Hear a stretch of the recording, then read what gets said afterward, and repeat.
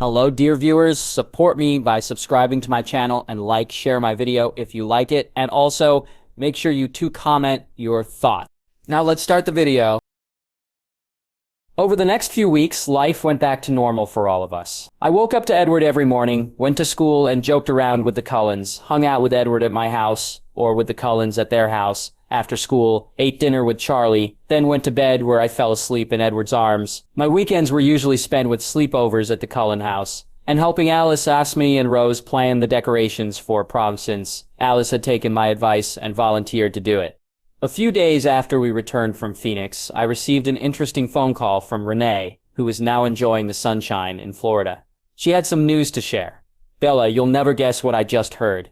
You remember our neighbor in Phoenix, Mrs. Smythe? Yeah? Well, she just rang to tell me some shocking news. Believe it or not, someone burned down the old ballet studio that you used to go to. Really? I tried to sound shocked. Yes. What kind of person would do such a thing? Me. I don't know, Mom, I murmured. Well, it's terrible. The poor owner. At least she has insurance, though. I zoned out while Renee continued to ramble on about the burnt-down studio. I felt a twinge of regret. I hadn't even thought about how devastated the owners would be when I burnt it down. Finally, prom night arrived, something I had eagerly anticipated for weeks since I was really looking forward to seeing Edward in a tux. Alice, Rose, and I had spent the whole day together getting ready. We even went for massages, manicures, and pedicures in Port Angeles in the morning to, as Alice said, make us feel like $1,000,000. We were now relaxed, happy, and content as we put the final touches on our outfits and made sure every hair was in place. We all looked spectacular. Alice was wearing a lovely long yellow one-shoulder gown with cutouts on the sides showing patches of her pale skin and a slit up the side that ended mid-thigh. She had coupled it with canary yellow diamond earrings and a matching necklace, with more diamonds and a thin headband in her hair. Rosie was looking unbelievably provocative in a sexy red dress with a neckline that dropped down to her waist. Rubies at her throat, ears, and wrist completed the ensemble and made her look like a goddess. There was no way Emmett's eyes would ever be off her tonight, and I had a feeling most of the males attending the prom would have trouble concentrating on their own dates tonight. Alice had yet again designed me a dress that suited me perfectly. It was a deep blue, long silk dress that flowed beautifully around me when I moved. This time I was wearing jewelry that my uncles had given me when I was 15. A collar about 1.5 centimeters wide, with alternating vertical bands of sparkling sapphires and diamonds, with a matching bracelet and earrings. The color of the stones matched my dress perfectly. All of us were wearing stilettos that Alice had had custom made with the same fabric as our dresses so that they matched perfectly. As with the spring dance, we made our entrance from the top of the staircase, our three guys waiting eagerly at the bottom. We slowly made our way down to them together, my eyes immediately on Edward as I took in his stunning form in a tuxedo. He was gorgeous and my eyes raked hungrily over his tall form until I finally reached his golden eyes. They were wide with appreciation and stayed locked on me as I approached. When I neared the bottom of the stairs, he moved forward to collect me as if in a daze. I was shocked when he suddenly stumbled slightly, tripping on his own feet in his eagerness to be near me. Everyone turned around to look at him incredulously. I had never seen a vampire act clumsy before. Wow, I didn't know clumsiness was contagious, Emmett commented. We all burst out laughing at that, and I was secretly proud of the fact that I had dazzled Edward so much that he had tripped. This time, Alice had arranged for us to share a limo to the prom, and it arrived while we were having photos taken. I looked out at it and rolled my eyes. Alice was not known for subtlety. Our limo was a white stretch Hummer with blue neon lights underneath. It looked more appropriate for Vegas than here. We got in, and I felt excitement seep through us as Jasper hyped us up. No doubt Alice had ordered him to make sure we enjoyed ourselves. The ride to the school was passed quickly as I snuggled into Edward's arms and we joked with the others until we felt the limo draw to a stop at the school. We exited to find that the front of the gym had a large banner in white with gold lettering saying prom. Inside looked amazing thanks to Alice's magic touch. It was all tastefully decorated in black and gold and white and silver. All of the tables had alternating black and white tablecloths. The black ones had gold trimming and gold centerpieces, while the white ones had silver. Streamers and helium balloons were strung everywhere, alternating in the 4 theme colors. Alice had even hung a large disco ball and neon lights above our heads. Once we had complimented Alice on her decorating, she dragged us all out on the dance floor. The music this time was classics, including a lot of instrumentals that allowed me to dance properly with Edward. I soon found myself waltzing happily around the dance floor in Edward's arms, thankful for Renata's dancing lessons, and blissfully ignorant of the incredulous and jealous stares we were receiving. At one point, though, when we stopped so that I could have a little break, I caught the eyes of Jessica and Laurent as we left the dance floor, and if looks could kill, I would be 6 feet under. Their glares were mean and jealous as they looked at me, and turned desperate and pathetic when their gaze turned to Edward. Beside me, Edward winced slightly, and I knew their thoughts were getting to him. I glared viciously at them. They winced and immediately turned. Mine, I growled lightly under my breath as I turned back to Edward.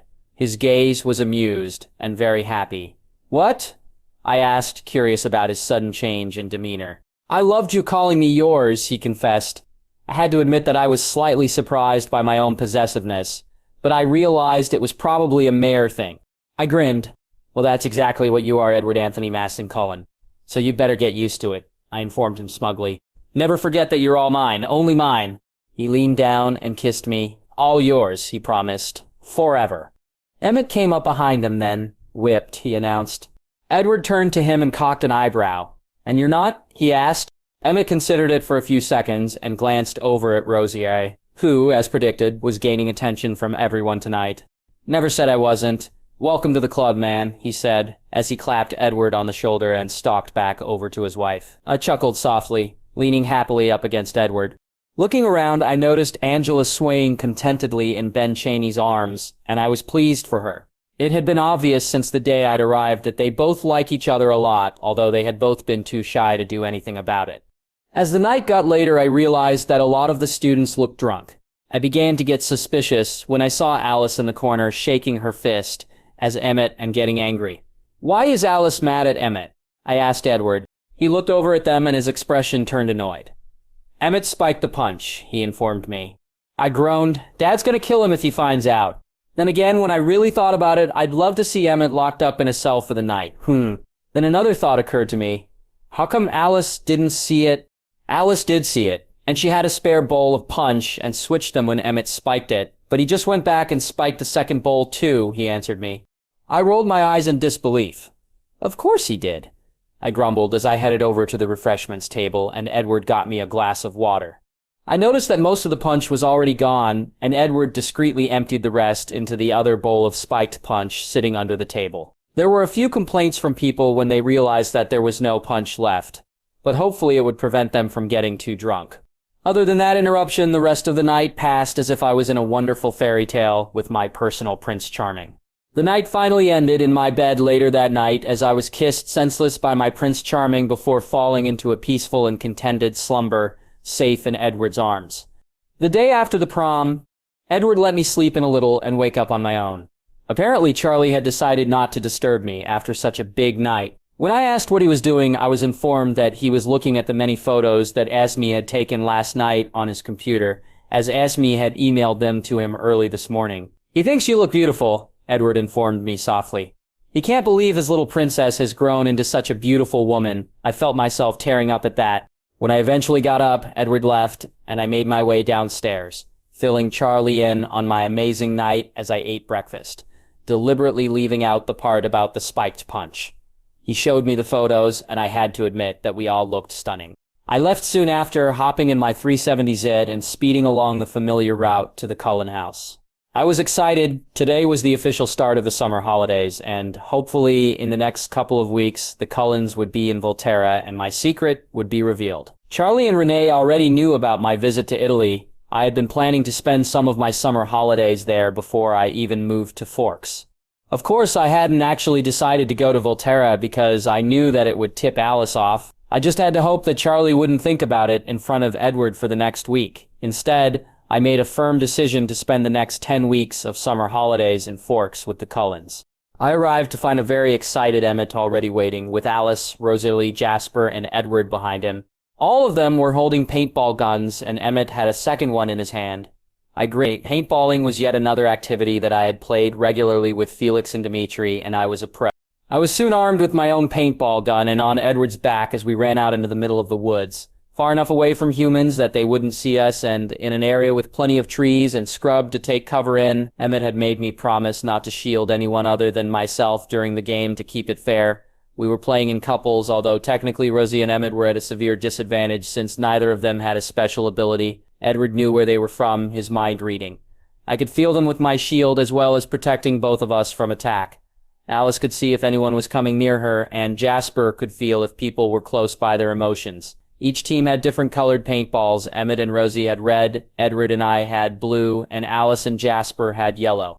When we finally started, I simply walked straight out into the open, attracting all the attention as both teams fired at me. Of course, with my shield it was pointless to shoot at me since I couldn't get hit. Instead, I soon had a bubble around me that was quickly turning orange from the combination of paintball colors. Meanwhile, Edward had snuck up behind the teams and was firing off shots at both teams. They soon realized that he had ambushed them, however, and turned to fire on him, since they knew it was pointless to keep shooting at me. Of course, they were still underestimating their human, and while Edward dodged their shots with his incredible speed, I shot at the others, getting every shot. I took great pleasure in seeing Alice's face completely blue from my paint. I knew she wasn't pleased. "I'll get you back for this, Bella," she screamed at me. I just laughed. We all ran out of ammo at around the same time, and I quickly leapt up onto Edward's back as we raced against the others back to where we had all cashed out extra ammo supply. We all quickly reloaded, shooting at each other as we retreated back into the trees. We continued our game, changing tactics and sometimes changing teams. Our last game was every person for themselves, which was fun, although for some reason I couldn't find Emmett, who I had been particularly wanting to shoot a little more than the others. When we packed up, I realized that Emmett still wasn't with us. Something told me that he was up to no good again. "Where's Emmett?" I asked Alice suspiciously. Fully aware of the fact that since I had gotten blue paint all over her face and hair, it was likely that she wouldn't tell me where he was or what he was planning. She smiled secretively. "Oh, he just gave up and went home early." I raised my eyebrow. There was no way that Emmett would just give up and go home early without a reason. Something was up. I turned to Edward, hopefully, but he shook his head. "She's reciting the Gettysburg Address over and over," he explained. I didn't like this one bit, and as we ran back, I could feel a sense of dread washing over me. Jasper looked over and smiled sympathetically. Sure enough, when we arrived back, I immediately spotted the reason for Emmett's early departure from our game. My beautiful black car now had a completely bedazzled hood. The plastic gems were in different colors, with a pattern of blue stars in a silver background. In the middle of the hood was green gems spelling Emmett's name. I had to admit that if it wasn't on my car, I would have been impressed. It really was a work of art. Emmett was standing beside my car, a self-satisfied smile on his face as he admired his handiwork. His smile vanished as I got down from Edward's back and stomped up to him. "Emmett," I yelled, "you ruined the hood of my car." He smirked. "Payback's a bitch, Bells," he said cockily, looking pleased with himself. I glared. "Damn right, it is Emmett," I said angrily as I stomped over to the garage and opened the door. Emmett's expression turned to confusion. I wrapped a shield around his Jeep and levitated it out until it was next to my car, but hanging a couple of feet up in the air. "Remember what I said about your Jeep making a nice cube of scrap metal?" I asked, smirking evilly as Emmett's expression turned horrified. Behind him, Edward, Jasper, Alice, and Rosie's faces lit up into amused smiles, and out of the corner of my eye I saw Esme and Carlisle quietly exit the house to observe. Esme had a camcorder in her hand, and Carlisle had a camera. "No, no, no. Bella, please," Emmett pleaded, falling on his knees in front of me. "I warned you, Emmett," I said severely, although I was starting to feel a little amused at the sight of this oversized man in front of me, on his knees begging for little old me to not destroy his beloved Jeep was ridiculously comical. I raised the Jeep, another meter in the air. Emmett upped his begging, "Please, Bella, I'll do anything. I'll take off all the gems and make your car as good as new. I won't tease Edward anymore about staying with you at night," he pleaded. I stopped to consider the offer. I had to admit that the idea of him not teasing Edward was incredibly tempting. I lowered the Jeep gently to the ground. My car better be better than new in the next 2 hours, I informed Emmett, who stood up looking relieved. And if Edward ever tells me you've been teasing him again about him spending the nights with me, your Jeep will be a heap of scrap metal, and you won't have any opportunities to beg for me to stop, I informed him. Emmett immediately ran into the garage and returned moments later with a bottle of some sort of solvent for removing the gems. I headed inside with the rest of the family, and after they cleaned up and got rid of the heno all over themselves, we headed to the lounge room. We sat on the sofa as me plugged in the camcorder, and we watched as the video panned around, getting a good shot of my bedazzled hood and my threatening look as Emmett's Jeep hovered behind me. When Emmett started begging me, we all laughed at the comical sight. When it was finished, I asked Esme to email me a copy of the video, and Edward and I went upstairs to spend some time together.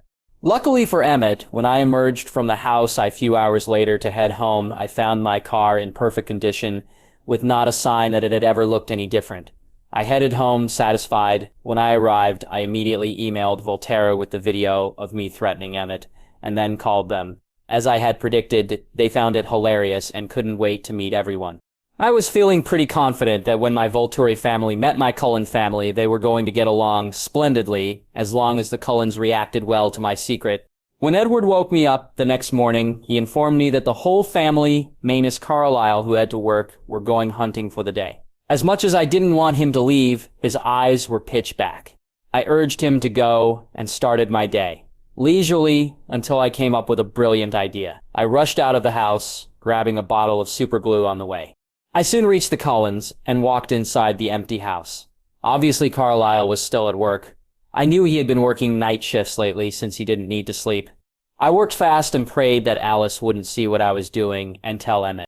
I had just finished supergluing all of Emmett's game controllers into a tower when Carlisle arrived home. He looked mildly surprised to see me sitting guiltily in the middle of the lounge room, superglue in hand, and a tower of game controllers in front of me. He took it all in and chuckled. In my opinion, Emmett has definitely met his match with you, Bella. I grinned. It's nice to have a prank war opponent. Well, life has definitely gotten interesting since you arrived, he observed. Suddenly, his gaze turned thoughtful. I have a feeling that you may have that effect on all civilized vampires you meet, he observed softly. His eyes were serious. I stiffened. What do you mean? I asked cautiously. I had warned the Volturi against making a decision about what to tell them, since I knew that as soon as they received their invitation, Alice would be searching to see what they wanted. Therefore, I doubted that Alice had figured out anything. Then again, I reasoned, Carlisle had lived with my family for decades, so it was more than plausible that he might have figured out my secret on his own. I just hoped he hadn't already shared his findings. It would be a lot easier to explain it to everyone if we were in Volterra. Carlisle sighed. Which European country were you in when you first ran into vampires, Bella?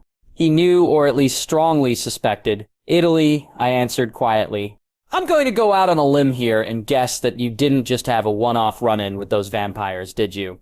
I shook my head. His eyes widened as he realized that his suspicions were confirmed. You're the princess, aren't you? He whispered, with awe in his voice. I nodded again and looked warily up into his golden eyes, waiting for his reaction and hoping he wouldn't feel too betrayed, mad, or even worse, scared of me. I was shocked when he chuckled. Well, that answers a lot of questions. I gaped at him. You're not mad that I didn't tell you, and your family? I asked, relieved, but bewildered. He shook his head. I lived with the Volturi for a long time, Bella, and I know exactly what they're like. I realized that they would have asked you not to say anything. After all, they have been breaking their own law just by letting you live for all of these years. I nodded in agreement. If it's any consolation, any day now you'll be receiving an invitation to Volterra for your whole family. We were already planning on telling you, I informed him. He smiled. Then I suppose you would prefer it if I was to keep quiet and not think about it until we go to Volterra, he asked. If you could, I answered. Uncle Arrow would be upset if he missed his opportunity for theatrics. We both laughed at that. Indeed, Princess. It seems that Erosi hasn't changed a bit. Then he cocked his head. Did you call him Uncle Aro? I grinned. Yep, they're all like a family to me. He shook his head in wonderment. How did you figure it out? I asked. I thought I'd been doing a pretty good job of hiding my true identity. Oh, just little things here and there suddenly fit into place. The chess move that you used to beat Jasper is one of Caius's favorites. You have little mannerisms that remind me of them, and you are completely comfortable around us. Jasper was shocked for weeks, waiting for you to finally feel an ounce of fear around us, but it never happened. Also, your gift is extremely powerful, and I often wondered what Air would think if he encountered it. The things that pulled it all together, though, were when you mentioned that it wasn't your first time killing a vampire. I realized that you'd actually planned to trap James and get the information about Alice out of him. I could see it in your eyes. Only another tracker like Dimitri could have taught you enough about trackers to do that. What really finally cinched it was when I saw your lighter. He paused, and I pulled it out, looking at it quizzically. My eyes opened wide as I realized that the engravings on it would be recognizable to someone who had spent time with the Volturi. He pointed to the engravings on one side. As I'm sure you are aware, that is the specialty symbol reserved for the highest members of the Volturi, he commented. I nodded. The engravings were something that all 12 other members of my vampire family had on various items of theirs. I was used to seeing it everywhere in Volterra and barely noticed the symbol now. I flicked the lighter over and showed Carlisle the other side. It was an engraved key with a V underneath it that stood for Isabella Volturi. On top of that was a crown, and surrounding it was a pattern of freesias and lavender. All of it fit into a circle about the size of a 10-cent piece. This is my personal symbol as the Volturi princess, I explained to Carlisle. He ran his fingers over it lightly. Very pretty, he commented. It suits you. I smiled. You know, the funny thing is that when I became the princess and I decided that I definitely didn't want to hunt humans when I am changed, I asked Ero about alternative feeding methods. Ro told me about you. I was very impressed by your compassion for humans, and I decided that when I am changed, I will also be a vegetarian vampire. We were even going to come and find your family after I graduated and ask if I could stay a while after my change, at least until I got used to the diet and could resist humans. Rosiero even wanted to set me up with Edward. Carlisle laughed at that. Rose was a little eccentric. I am pleased at how well this has turned out. You are perfect for Edward, Bella, and you are already a permanent part of our family. His eyes were sincere. I am proud to have you as a daughter. I hugged him tightly, unbelievably happy at his words and acceptance of me into his family. Thank you, Carlisle, I whispered. He hugged me back. You're welcome, he replied. I released him and sat back down on the sofa. When are you going to be changed? He asked softly. Within a year of my graduation, I answered, although I could probably stretch it out another 6 months or so. Carlisle closed his eyes for a second. Edward's not going to like this, he muttered. I know, I answered, but he's going to have to get used to it soon, since it's been predestined for me since I was 4. He smiled grimly in response. Besides, hopefully sometime soon Edward will get his act together and propose, I muttered. Carlisle's eyes opened wide and he snorted. I have a feeling that the only thing keeping Edward from whisking you away to Vegas and marrying you right now is the fact that you're not 18 yet, and also because he knows that most young women don't want to get married so young, especially not while in high school, he explained. I sighed in exasperation. Well, I'm not most girls, I commented dryly, and he chuckled in acknowledgement. Besides, it'd be nice to be engaged until graduation, since I don't intend to get married until after I've finished school, I told him. Anyway, I suspect Alice is going to need time to plan the wedding. Carlisle grinned. Yes, no doubt she will. She's going to be so excited when Edward finally proposes. I laughed. Knowing Alice, she's probably already ordered my wedding dress from a top designed in Europe already. I smiled at the thought of Alice bouncing in excitement at the prospect of planning a wedding. Now all I have to do is wait patiently for Edward to propose. I huffed at the thought. I'm seriously considering proposing to him myself if he doesn't hurry up, I groaned. Carlisle burst out laughing. I'm sure he'd be happy to say yes if you did, Bella, though he'd probably be a bit put out that you deprived him of the opportunity to do it himself. I shrugged. Well, he'd better hurry up then. I only have so much patience. Carlisle just shook his head in amusement. Anyway, I said, realizing that we'd gone a little off topic, I'm sure you have a lot of questions about my history with the Volturi that you'd like answered. I looked at him questioningly, and he nodded. I pulled out my phone and called Volterra, putting it on speakerphone. Rosie answered. Hello, Bella. How are you? I'm fine, Uncle Arrow, but I have you on speakerphone. And Carlisle is sitting right next to me. He just figured it all out. Rosie actually sounded thrilled. Hello, Carlisle. "It's good to talk to you again after so many years," he exclaimed. Other exclamations were heard in the background, and soon we could hear all 12 vampires near the phone as they greeted Carlisle. Once they calmed down, I explained everything, and then, with their help, I told Carlisle my full history with my Volturi family. Carlisle was intrigued and interested, chuckling softly when things all fell into place, and laughing hard at some of the more embarrassing stories Felix and Dimitri chose to share about me in my earlier years. By the end, I wished that it was possible to reach down the phone and strangle my 2 guards. We eventually ended the call with a Rosie's formal invitation to Carlisle and his family to visit at the soonest convenient time. Carlisle assured them that they should be there in about 3 days. They needed to go to Alaska first to finish up some urgent paperwork, etc., and then they would be on their way to Volterra immediately afterwards. I would, of course, be meeting them there. I left soon after, hugging Carlisle and thanking him. "I'll see you in Italy in a couple of days," I promised as I left, barely remembering to retrieve my superglue as I headed out. The tower of game controllers all but forgotten. Edward's POV. We arrived home late that evening, our thirst fully sated. We all got a good laugh as we entered the house and noticed Bella's scent in the air and connected it to Emmett's controllers, all of which were now glued into a tower. Emmett was irritated beyond belief and immediately started plotting ways to get back at Bella as he stood morosely staring at the tower. I had to admit, Bella really knew how to get under Emmett's skin.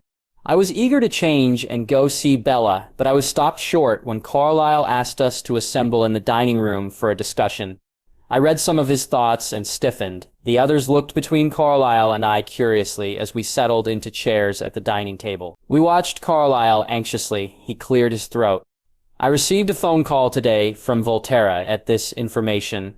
All of my family froze in shock and panic. Eris invited the whole family to visit them as soon as possible. I told him we'll be there in 3 days, since we need to go to Alaska first." We sat there in silence, absorbing the shocking news. An invitation from Volterra was as good as an order. Nobody would even consider ignoring it. I was horrified. I knew that with one touch Axel would find out about Bella. The Volturi weren't known for their leniency. I noticed that Carlisle was still calm. Emmett wasn't really too bothered. He never saw the need to worry over something that he couldn't prevent. Rose and Jasper were wary and worried, suspicious that it might be a trap. Alice was frustrated. She couldn't see what was going to happen to us. It appeared that the Volturi hadn't decided on what they were planning on doing once we arrived, so Alice couldn't see it. Esme trusted the fact that Carlisle didn't seem too worried. My worry built, though, and I exploded. "Carlisle, how can you be so calm? Do you know what could happen if they find out about Bella? They'll kill her and possible us as well." If anything, Carlisle seemed slightly amused at my outburst, and I couldn't fathom why. "Edward, I lived with the Volturi for many years, and they do not make rash decisions. I'm sure that if they find out about Bella, which is very likely, that you'll be able to argue them out of killing her if that's what they want. Personally, I doubt that they would want to hurt someone like Bella," he assured me. "Besides, at the moment Alice doesn't see anything bad happening. Do you, Alice?" Alice confirmed that she didn't, which allowed us all to relax a hair. I could tell from the minds of my siblings that if the Volturi did threaten Bella, they would all try their hardest to protect her, even though our efforts would probably be futile and end up with us dying. "Now go and see Bella and tell her, since we're leaving for Alaska in the morning." I took his advice and quickly went upstairs and changed before heading over to Bella's house. She was reading in her bead when I slipped through the window, and she immediately turned and smiled at me. The smile turned into a frown as she took in my anxious expression. She put the book down. "What's wrong, Edward?" she asked with concern in her voice. I sat next to her on the bed, gathering her up in my arms. Slowly, I began to tell her about our invitation to Volterra, and the large possibility that they would find out about her and try to kill her. I also mentioned the possibility that they may kill us for associating with her. She shook her head at me and grabbed my face between her hands. The eyes showed a mix of guilt. Undoubtedly, she was concerned that this was her fault for befriending us, along with concern and determination. "Edward, I'll be fine and so will you. In no time at all, you'll be back beside me where you belong," she said with conviction. Her words made me feel a little better. "Just in case, though, Bella, if I don't come back, I want you to move on and live a happy human life without me." I meant it. If by some miracle she lived, I wanted her to be happy and experience all the normal human experiences, including finding a human man and having a family. Her eyes were intense as her deep chocolate eyes stared into my golden ones. Her hands tightened on my face. "Listen to me, Edward Cullen," she said firmly. "You and your family are going to be fine, and so will I." The Volturi probably just wanted to talk and meet Carlisle's family. She sounded so certain that I found myself slightly reassured. "Has Alice seen anything?" she asked. "No. It looks like they haven't made their minds up on what to do once we arrive," I answered. "Well then, you have nothing to worry about," she said. "Things can always change," I argued. She just smiled. "Have a little faith, Edward. I'm sure that in a few days, we'll be together again." Our conversation ended soon after, and while I was glad that she seemed to truly believe nothing would go wrong, she didn't really know just how powerful the Volturi were in the vampire world. That night, I lay there with Bella asleep in my arms, cherishing what could well be our last night together.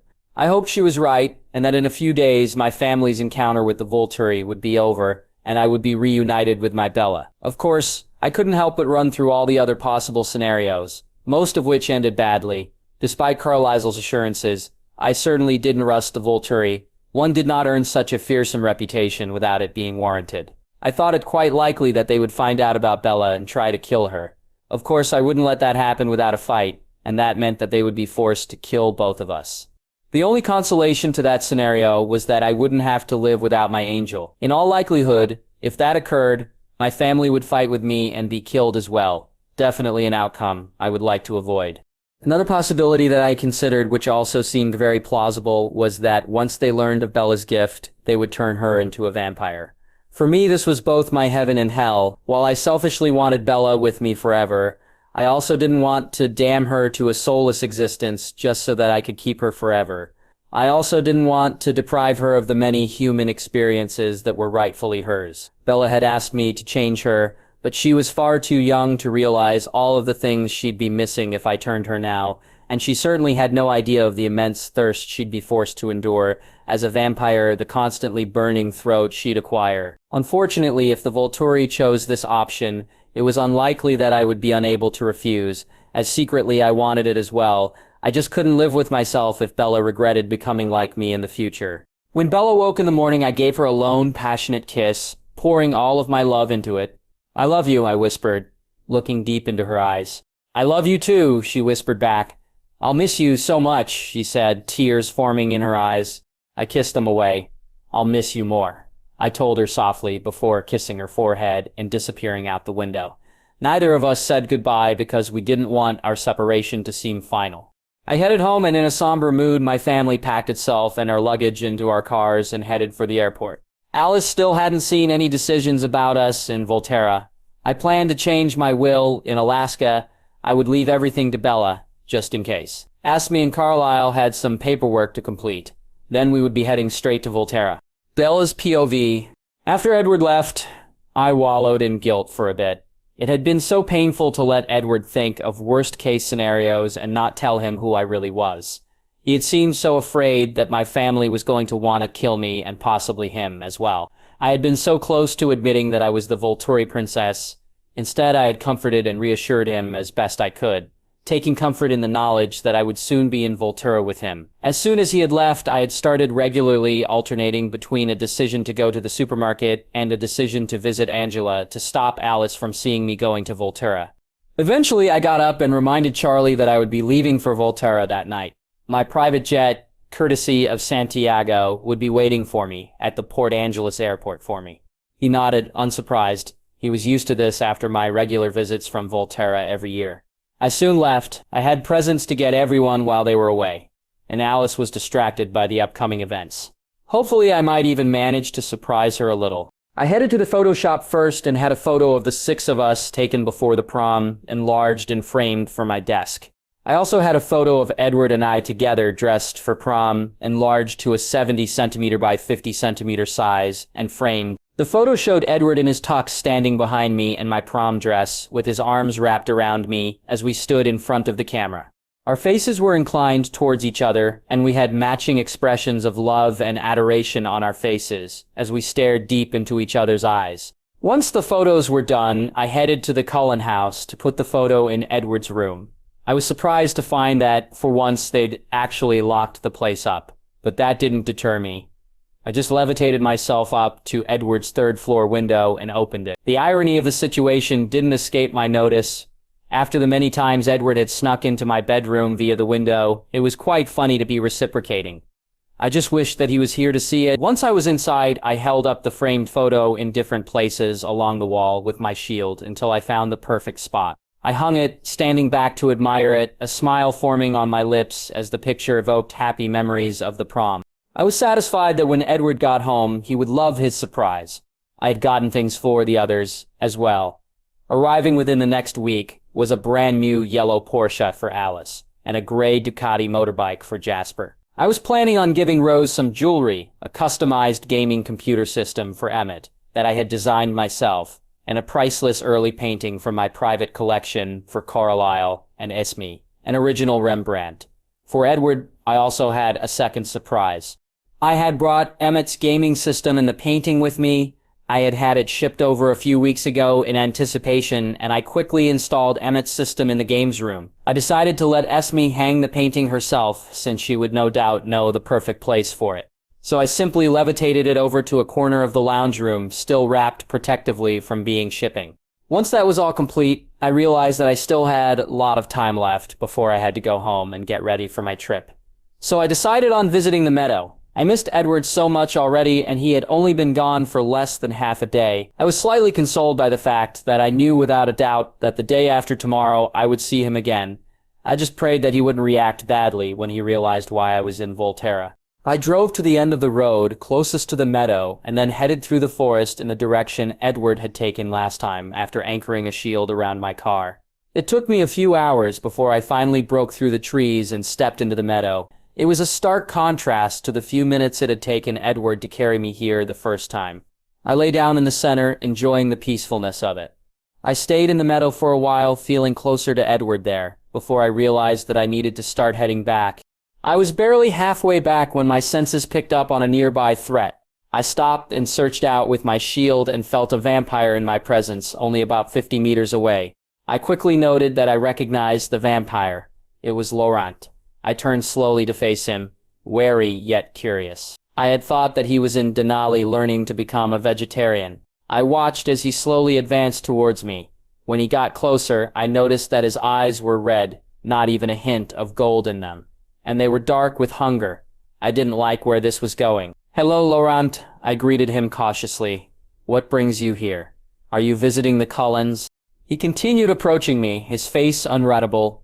"Actually, Bella, I have left the Denali coven, and I'm here as a favor to Victoria." I froze.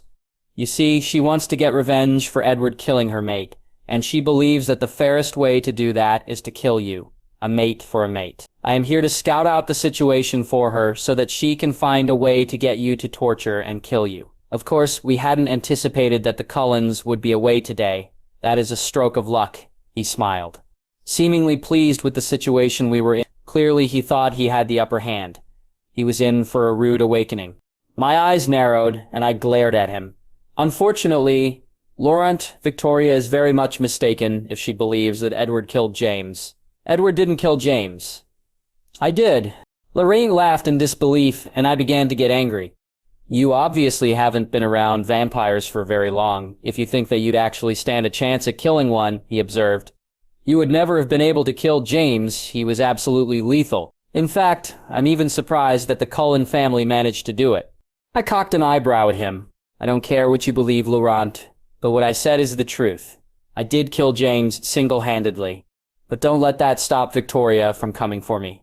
I promised James that if she came after me, I would make sure that she shared James's fate." He looked at me with a mixture of disbelief and amusement. "Your confidence in the face of imminent death is admirable, Bella, but pointless. I'm afraid that Victoria will not be getting her opportunity to torture you as she planned. Instead, she will be angry with me. You see, I am very hungry, and your scent is simply mouth-watering." He paused to take an appreciative sniff. "I can really see why James wanted you." He continued to advance, but I wasn't worried. My shield was secure. "Don't worry, Bella. I will make this quick. Trust me, this is a much better option than allowing Victoria to get hold of you. Her plans included a much slower death for you. He was now only a few feet away. I glared up at him. Laurent, I'm going to give you one last chance to get away from me. If you don't, I will kill you, I warned calmly. He looked incredulous. So brave, Bella, even so close to death, and yet so weak and fragile, so human, he observed. He leaned in towards my neck, and I held perfectly still as his sharp teeth aimed for my jugular. They closed around my neck with an audible clack as my shield stopped him in his tracks. Laurent pulled back, stunned. I smirked, and my eyes narrowed. On the contrary, I said, pushing out a shield and sending him reeling back a few paces. I am far more powerful than you. My voice was still calm and controlled despite my outrage that he had just tried to eat me. I advanced on Laurent, watching as his eyes glimmered with fear and confusion. He had felt himself get pushed back, but as my shield was invisible to him, he had no idea why. If you hadn't tried to eat me, I would have been content to let you go. I wouldn't even have minded you telling Victoria where I was, I explained, my annoyance coloring my tone. Then, my voice turned fierce. But I will not tolerate vampires who try to eat me. Realization dawned in his eyes as I wrapped a shield around him and crushed him into pieces. I pulled out my lighter and allowed the pieces of Laurent's body to catch fire. I waited patiently as it smoldered away, making sure that the fire didn't get out of control and that everything was burnt. As I waited, I soon felt a number of large animals enter the range of my shield. They were about the size of bears, but they were the shape of wolves. They were heading towards me. It suddenly dawned on me that they must be wolf-shaped shifters from Lapush, probably chasing Laurent's trail. I frowned. I didn't particularly want to reveal my gift to them, but they would inevitably be curious about why I was here next to the ashes of a burnt vampire. I turned and waited for them to be in view, unhappy when I felt them all change direction so that they were all coming from different directions to surround me. I identified the largest one, though, and stood facing the direction he was approaching from. Soon a large black wolf came into view in front of me. On either side of me, a russet wolf and a chocolate one approached, while I felt a fourth and fifth behind me. I smiled welcomingly at the black wolf. Hello. I assume you are werewolves from La Push. Would you mind phasing back so that we can talk? I always figured that the best defense was a good offense, and my knowledge of them would undoubtedly make them stop for a little bit. Sure enough, they all stopped in their tracks and appeared shocked and confused. I turned to look at the last two wolves, a pair of gray ones, one pale and one dark.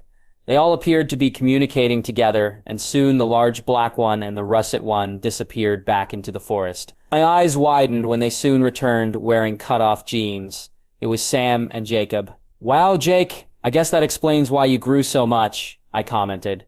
It was true. In the last few months, he had grown so much that he now looked over 20, instead of the 15-year-old he really was.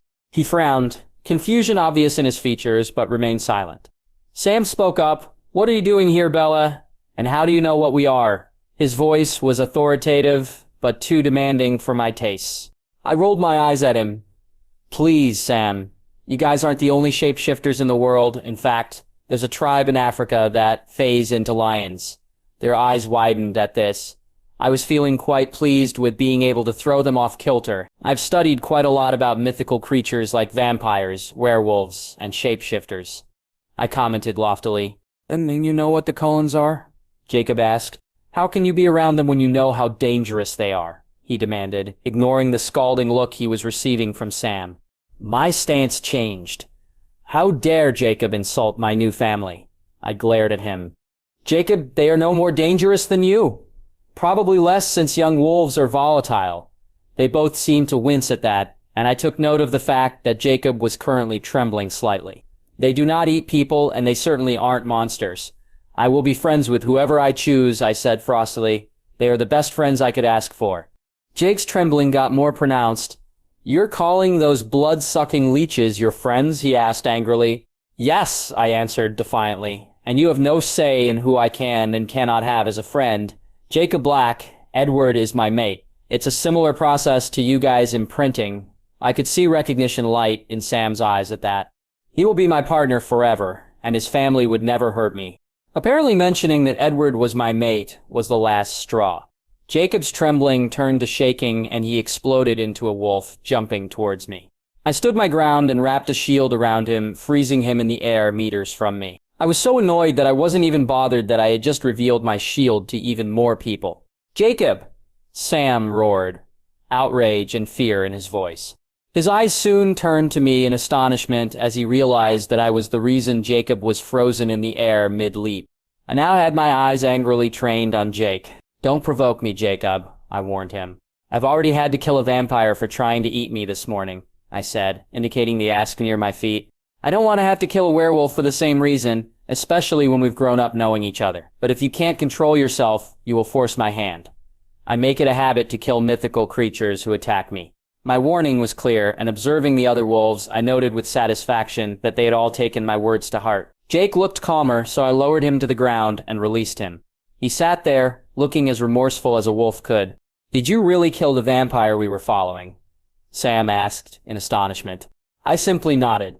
"As you can see, I am perfectly capable of taking care of myself. I do ask that you do not reveal my ability to anyone else, just as I will not reveal your secret to anyone either." My tone brooked no arguments, and Sam nodded in agreement, still staring in awe at the ashes. "Now I believe you have a treaty with the Cullens, and you came over the treaty line to follow this vampire." I indicated the ashes again. "While I'm sure it was not consciously done in the excitement, I would appreciate it if you would return to your land and stay there. I feel that you would not be as lenient towards the Cullens if they crossed over into your land." My reminder made him wince. "They are well within their rights to tear you apart for being here," I subtly reminded him. "Although I am certain that they wouldn't even contemplate it unless you were intending to attack first." His face looked slightly ashamed as he thought about it. "I think it is time for us to go," he said quietly. "It was nice seeing you, Bella," he said before heading off. The others all followed him, and I soon felt him phase and lead the others back towards Les Poches. I headed back to my car and drove home, annoyed that my quiet day had been ruined by the presence of a thirsty vampire and a pack of wolves. Charlie and I had an early dinner before I bid him goodbye and headed to the Port Angeles airport. I didn't bother to pack anything since my tower had everything I would ever need. I arrived at the airport and was quickly processed, and entering my luxurious private jet, a birthday present from Santiago and Alec a few years ago to make traveling to other countries more comfortable. As soon as I entered, I was pulled into enthusiastic hugs from Alec and Santiago, who were of course piloting the jet.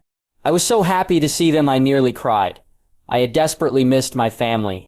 Once the hugs were finished, I sat back on the comfortable leather sofa, turned on some music, and pulled out a book while Alec and Santiago took off. When we were in the air, they alternated spending time with me and piloting the plane so that I could catch up with them, but I eventually ate some food from the fully stocked miniature kitchen in my jet before heading for the bedroom and sleeping away the hours. I woke up to find that there were only a few more hours until landing, and I spent most of them in the cockpit hearing stories about the mischief Dimitri and Felix got up to because they were bored without me to guard. I breathed a big sigh of relief as I entered Castle Volterra and was bombarded with 10 excited vampires. After hugs and greetings were out of the way, I spent the day catching up with all of them, telling them the latest news about the wolves and Laurent. When I mentioned that Victoria was after me, Dimitri hissed, "We're coming back with you to hunt her then. We are your guards, and it is our responsibility." Felix nodded in agreement. "Besides," he added, "we've been so bored without you here." I grinned at him in amusement. "So I heard," I said dryly, running through the list of pranks I had heard that they had played on the rest of the family while I was gone. They received sour looks from everyone. Despite my joy at seeing my family again, I couldn't help but be a little anxious about tomorrow's events when the Cullens would be coming. At the moment, to deter Alice, I was currently planning to invite Angela over to my house in Forks tomorrow for a sleepover, then changing my decision and going down to First Beach in La Push. I got barely any sleep that night. I was so restless in my lonely bed up high in my tower, agonizing over the coming day. That morning I got dressed in clothes befitting a princess, and made sure that the minds of every vampire in the castle was shielded against Edward's ability. When Gianna rang and said that the Cullens had arrived, I made my way down to the throne room by a back way, followed by Felix and Dimitri. I quickly found the Cullens, with my mental shield this time, and shrouding them as well. I stopped outside the back door and pressed my ear to it, anxious to hear what was going on. I listened as a rogue greeted them exuberantly. "Welcome to Castle Volterra," he exclaimed. Edward's POV. We entered Castle Volterra with a sense of trepidation. Most of my siblings' thoughts were anxious. Carlisle was still remarkably calm, Once we got inside, I realized with a start that I could not read the minds of anyone inside the castle. Not even a whisper could be heard. Even my own family's thoughts were now robbed from me. I stiffened, and Carlisle looked at me in concern. "What's wrong, Edward?" I frowned. "I can't read the minds of anyone in the castle. I can still read the minds of people outside, just not anyone in here." Recognition dawned in his eyes as he chuckled. "I believe that is probably the work of the Volturi's princess. I'm sure you are aware of the rumors regarding how powerful she is." I nodded, disconcerted by the fact that the unknown princess had the power to stop my gift. Carlisle was grinning and had an amused look on his face. "I'm sure you'll get along well with her," he commented. I stared at him in surprise. "You've met her?" I asked incredulously. He didn't answer, just continued leading us towards the reception area. A human was there, quite pretty for a human, but nothing in comparison to Bella. She smiled up at us, and I frowned when I realized that I couldn't even hear her thoughts. "Welcome to Volterra. If you go through the door to your right, Alec is waiting to escort you to the throne room." We followed Carlisle, who still remembered his way around, and soon found Alec, a pale teenage vampire with cherubic features. He greeted us, but kept quiet as he led us through the large castle. As we walked, I subtly observed my family. With the exception of Carlisle, they all seemed more worried now that they knew my gift wouldn't work here. Like Alice, they relied heavily on my ability in difficult situations to gauge whether we were in potential danger. Carlisle, however, had obviously known this was going to happen, and now, more than ever, I wished to be able to read his mind and find out how he knew the princess, and why he'd never mentioned it before. As we neared the end of another hallway, Alice's eyes glazed over for a few seconds, and we all stared at her curiously. Her eyes locked with Carlisle's, and she nodded. "Everything's going to be fine," she whispered triumphantly, excitement now in her tone. She skipped happily after Alec, her enthusiasm now back. I was now desperate for my gift to work. "Alice," I pleaded, "what did you see?" She simply smirked. "Nothing for you to worry about, dear brother. Although you're in for quite a shock," she winked conspiringly at Carlisle. "You are going to get along rather well with the Volturi. Edward, especially their princess." "I don't want to get along well with the Princess Alice," I growled in frustration. "I want to get this over with and go back to Bella as soon as possible." My voice had raised to a loud whisper now, and out of the corner of my eye, I saw Alex smirk at me. I just couldn't figure out why. "What's so special about this princess anyway?" I grumbled. "Just because she can stop my gift from working doesn't mean she's special." "Trust me, Edward, you'll change your tune when you meet her," Alice assured me, and Carlisle nodded in agreement.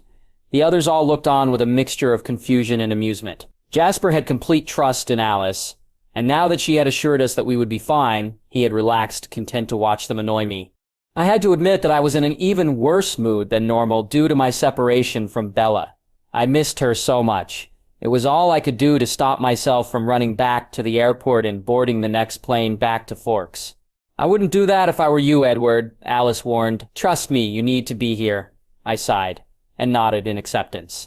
We finally arrived at a large pair of old, ornately carved doors. "The throne room," Alec announced as he pushed open the doors. Inside were 9 vampires. 3 I recognized from Carlisle's painting as Arrow, Marcus, and Caius. I scanned the females, wondering which one was the princess, but none of them seemed to fit the profile, and I was at a disadvantage without my ability. Arrow greeted us exuberantly.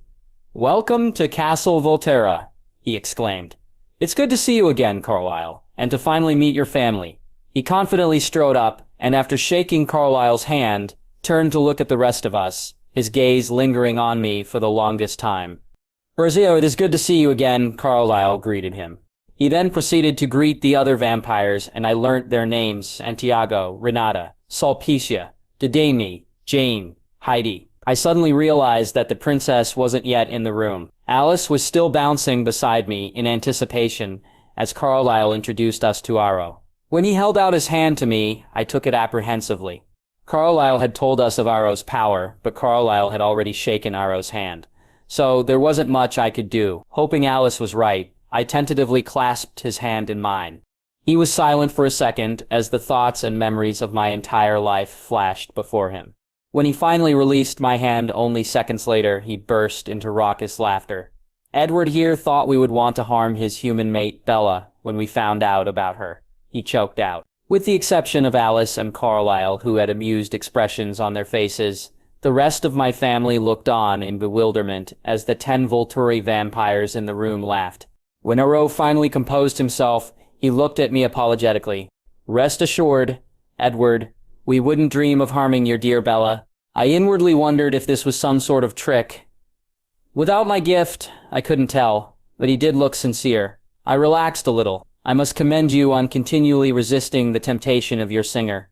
I see from your memories that it was incredibly difficult. Not many would have the level of self-control to achieve what you have, let alone the wish to do as you have and keep her so close to you," he observed thoughtfully. "Your love for her is the strongest I have ever seen in all the memories I have seen in the last 3 millennia." I nodded in acknowledgement. I knew my love for Bella was insurmountable. Once we were all introduced, Radel in turn introduced us to the rest of the vampires in the room and named their gifts. Most of them eyed me speculatively as if they knew some secret about me that I didn't know. I was wary. As the introductions were made, I found myself wishing Bella was with me, but then berating myself since I didn't want to draw her further into the vampire world than she already was. I took a deep breath to chase those thoughts away, and was confused when I smelt a faint whiff of Bella's scent. I frowned. It was barely there and stale, like she'd been in this room years ago, an impossibility. I decided that I must be hallucinating because I missed her. My mind was conjuring up her scent. I shook my head to clear it of these thoughts and concentrated around me. Everyone seemed more relaxed since the Volturi clearly weren't planning to kill us. Not yet, at least. Now I'm sure you are all wondering why you are here. With the exception of Carlisle and Alice, of course, who already know, Ero began. We nodded. "Well, quite simply, we wish for you to meet our Volturi princess," he stated, and my eyes widened. Nobody outside the top 12 Volturi had ever met her, and yet we were going to. I couldn't help but wonder why. While this may come as a bit of a shock to most of you, you have actually already met her. I frowned at that and mentally ran through a list of the female vampires I had met over the years. Victoria, Charlotte, Maria, Tanya, Kate, Irina, Carmen, none of them seemed to fit it. I had certainly never encountered someone whose thoughts I couldn't read before, except Bella, of course. I stopped short at that. No, Bella couldn't be the princess. She was human. But I couldn't help but wonder about the strange coincidence that Bella and the Volturi princess could both stop me from reading their thoughts. I was distracted before I could pursue that line of thought, as Ero continued talking. "And now I would like to formally introduce you all to our princess." At those words, a door at the back of the room opened, and in strode a small, lithe, and incredibly beautiful figure. She was graceful in a long, white gown, her step confident and regal as she approached us. Around her throat hung a large, golf-sized diamond, suspended on a thick rope of gold. Her mahogany hair was loose and hung in waves down her back, and atop her head was a small platinum tiara encrusted with diamonds. Unlike the rest of the Volturi, who wore pitch-black cloaks, hers was royal blue, the hood thrown back. It was Bella. I felt my jaw drop slightly, and beside me I could feel most of my siblings frozen in shock, except for Alice, who was jumping in excitement. Bella's scent washed over me, giving me a hit of familiar searing thirst. She glided across the room towards us, her stride confident and commanding.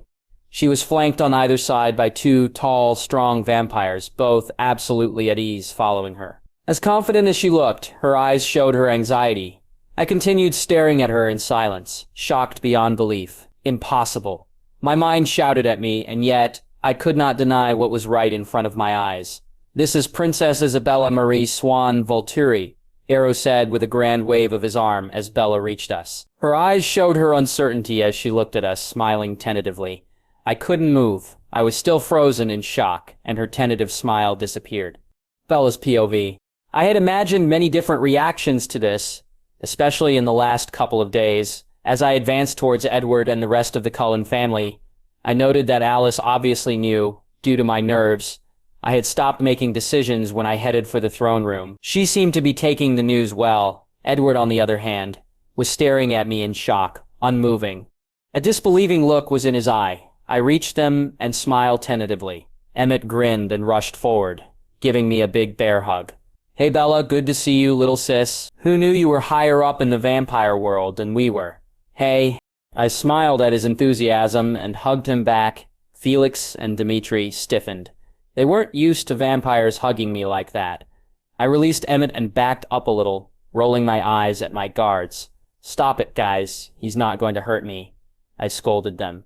I turned back to the Cullens. "These are my guards, Felix and Dimitri," I said, introducing them. "Guys, this is the Cullen family. Carlisle, who you already know, Esme, his mate, Emmett, Rosier, Jasper, Alice, and Edward." I stopped when I got to Edward. Unlike the others, he was still staring at me. Frozen solid, his face was unreadable, and I was suddenly nervous. "Edward?" I asked softly. In all my imagined reactions, this had not been one of them. He started out of his frozen state, and his eyes became sad. I got worried. "Bella, why did you lie to us?" he pleaded softly. His tone was pained. "Was anything you said true? Did you actually mean it when you said you loved me, or was it all a lie?" he demanded. My eyes opened in shock at his accusations, and I watched, tormented as he turned to head out the door.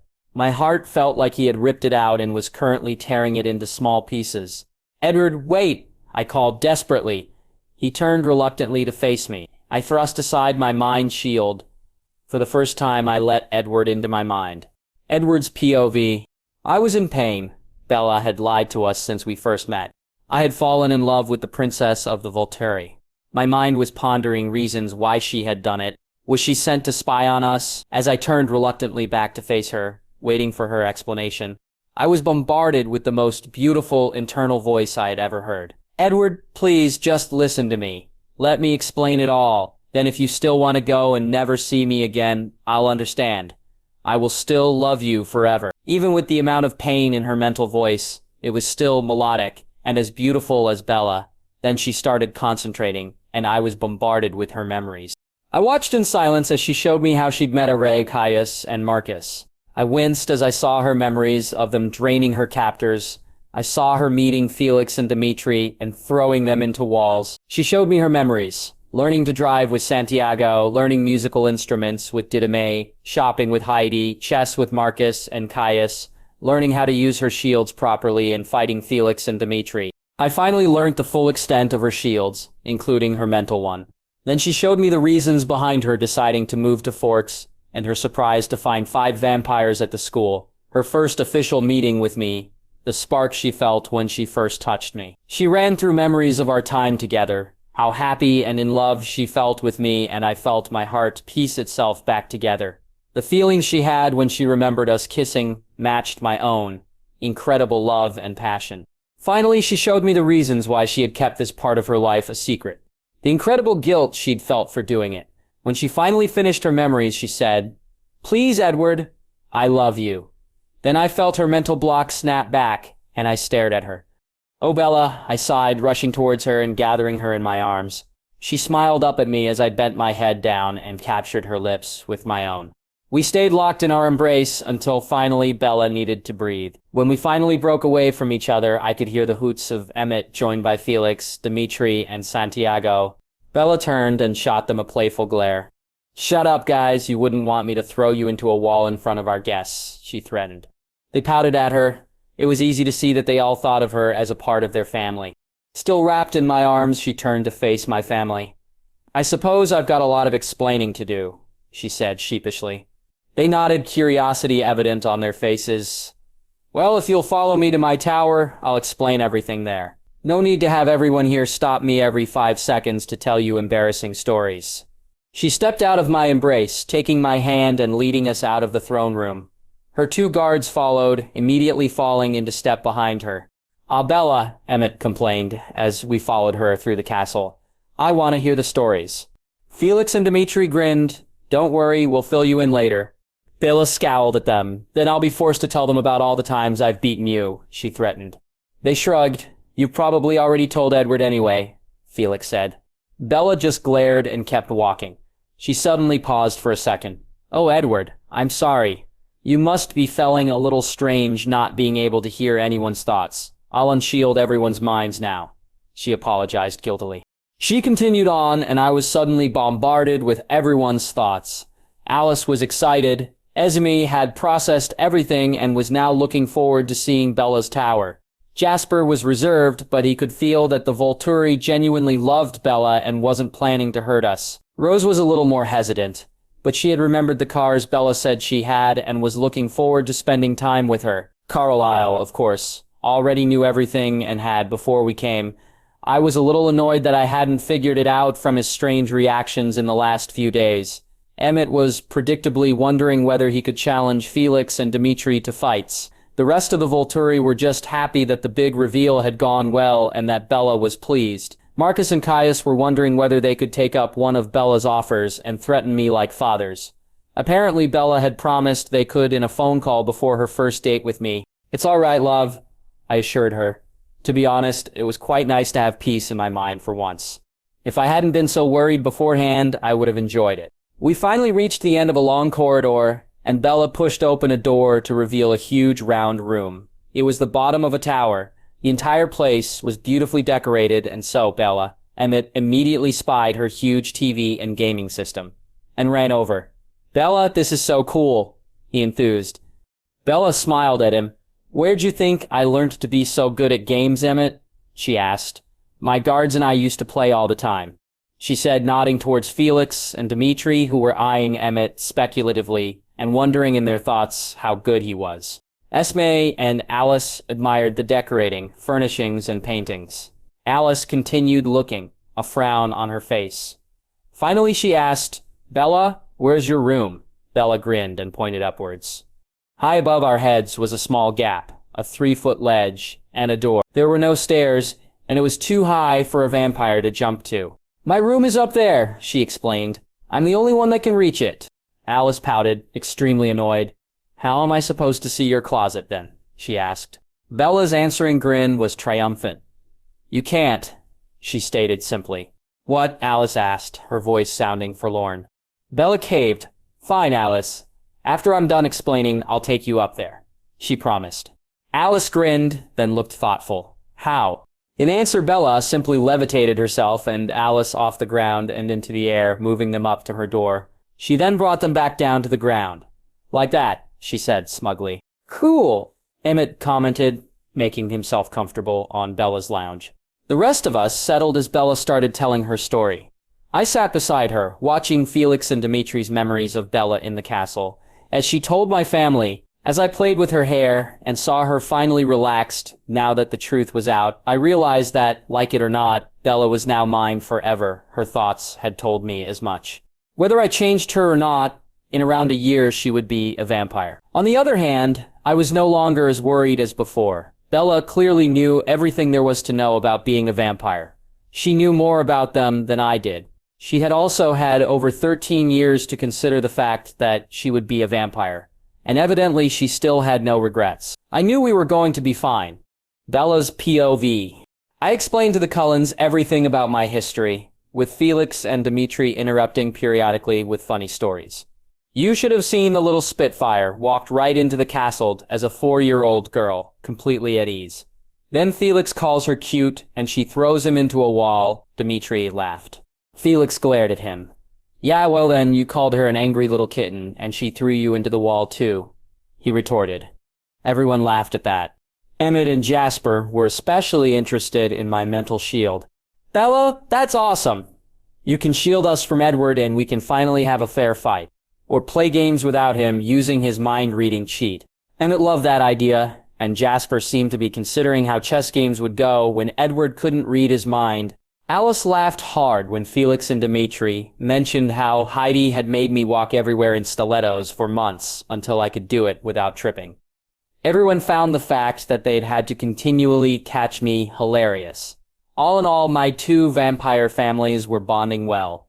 It took nearly the whole day before my story was completely finished, and by the time it came to an end, the rest of my vampire family had migrated into the room as well. The 19 vampires watched amused as I cooked myself some food for dinner, talking amongst themselves and getting to know the other family members. Once I had eaten, Alice and Heidi, who had of course bonded over their mutual love of shopping, made me take them up to my room. I took the rest of the Cullens as well, since they all seemed interested in seeing it.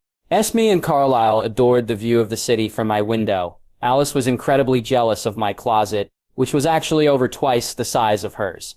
Everyone seemed impressed as I rid myself of my cloak, tiara, and necklace. Emmett, of course, had no problems making comments. He whistled in appreciation. "Damn, Bella, this place is nice." I just smiled and nodded at him. "Fit for a princess. Hey, Em." He grinned. "Absolutely." Eventually, most of us went back down. I sent the Cullens down first, waiting until I was the only one left to come down. The Cullens, minus Edward, who had seen it in my memories, and Alice, who had seen the outcome, were shocked when I fell backwards off the ledge. I fell straight down on my back, the ground rushing towards me. I heard Esme's terrified gasp and Emmett's urgent cry of, "Bella, no!" About 4 feet from the ground, I caught myself in a shield and brought myself upright, grinning at their shocked and fearful faces. Edward and Alice chuckled along with my Volterra family, all of whom had seen me do that regularly. Esme rushed to me and hugged me. "Bella, please don't ever scare me like that again," she pleaded. I felt guilty at making her worry. "Sorry, Esme. I didn't mean to scare you." I apologized. Of course, Emmett was the first of the Cullens to see the possibilities. "Bella, you have got to let me try that," he boomed, sounding like an excited kid at a carnival. Edward shook his head in amusement. "Nothing would ever change, Emmett." "Some other time, Anne," I promised. They soon settled with the other vampires, seeming to find others with their own interests amongst the bunch. Rose and Santiago had immediately struck up a conversation about cars. Jasper was challenged to games of chess by Caius and Marcus. Eros and Sulpicia were talking to Carlisle about recent developments in the human world. Ismain was talking to Didamai, Jane, and Renata about the castle decorating, especially my tower.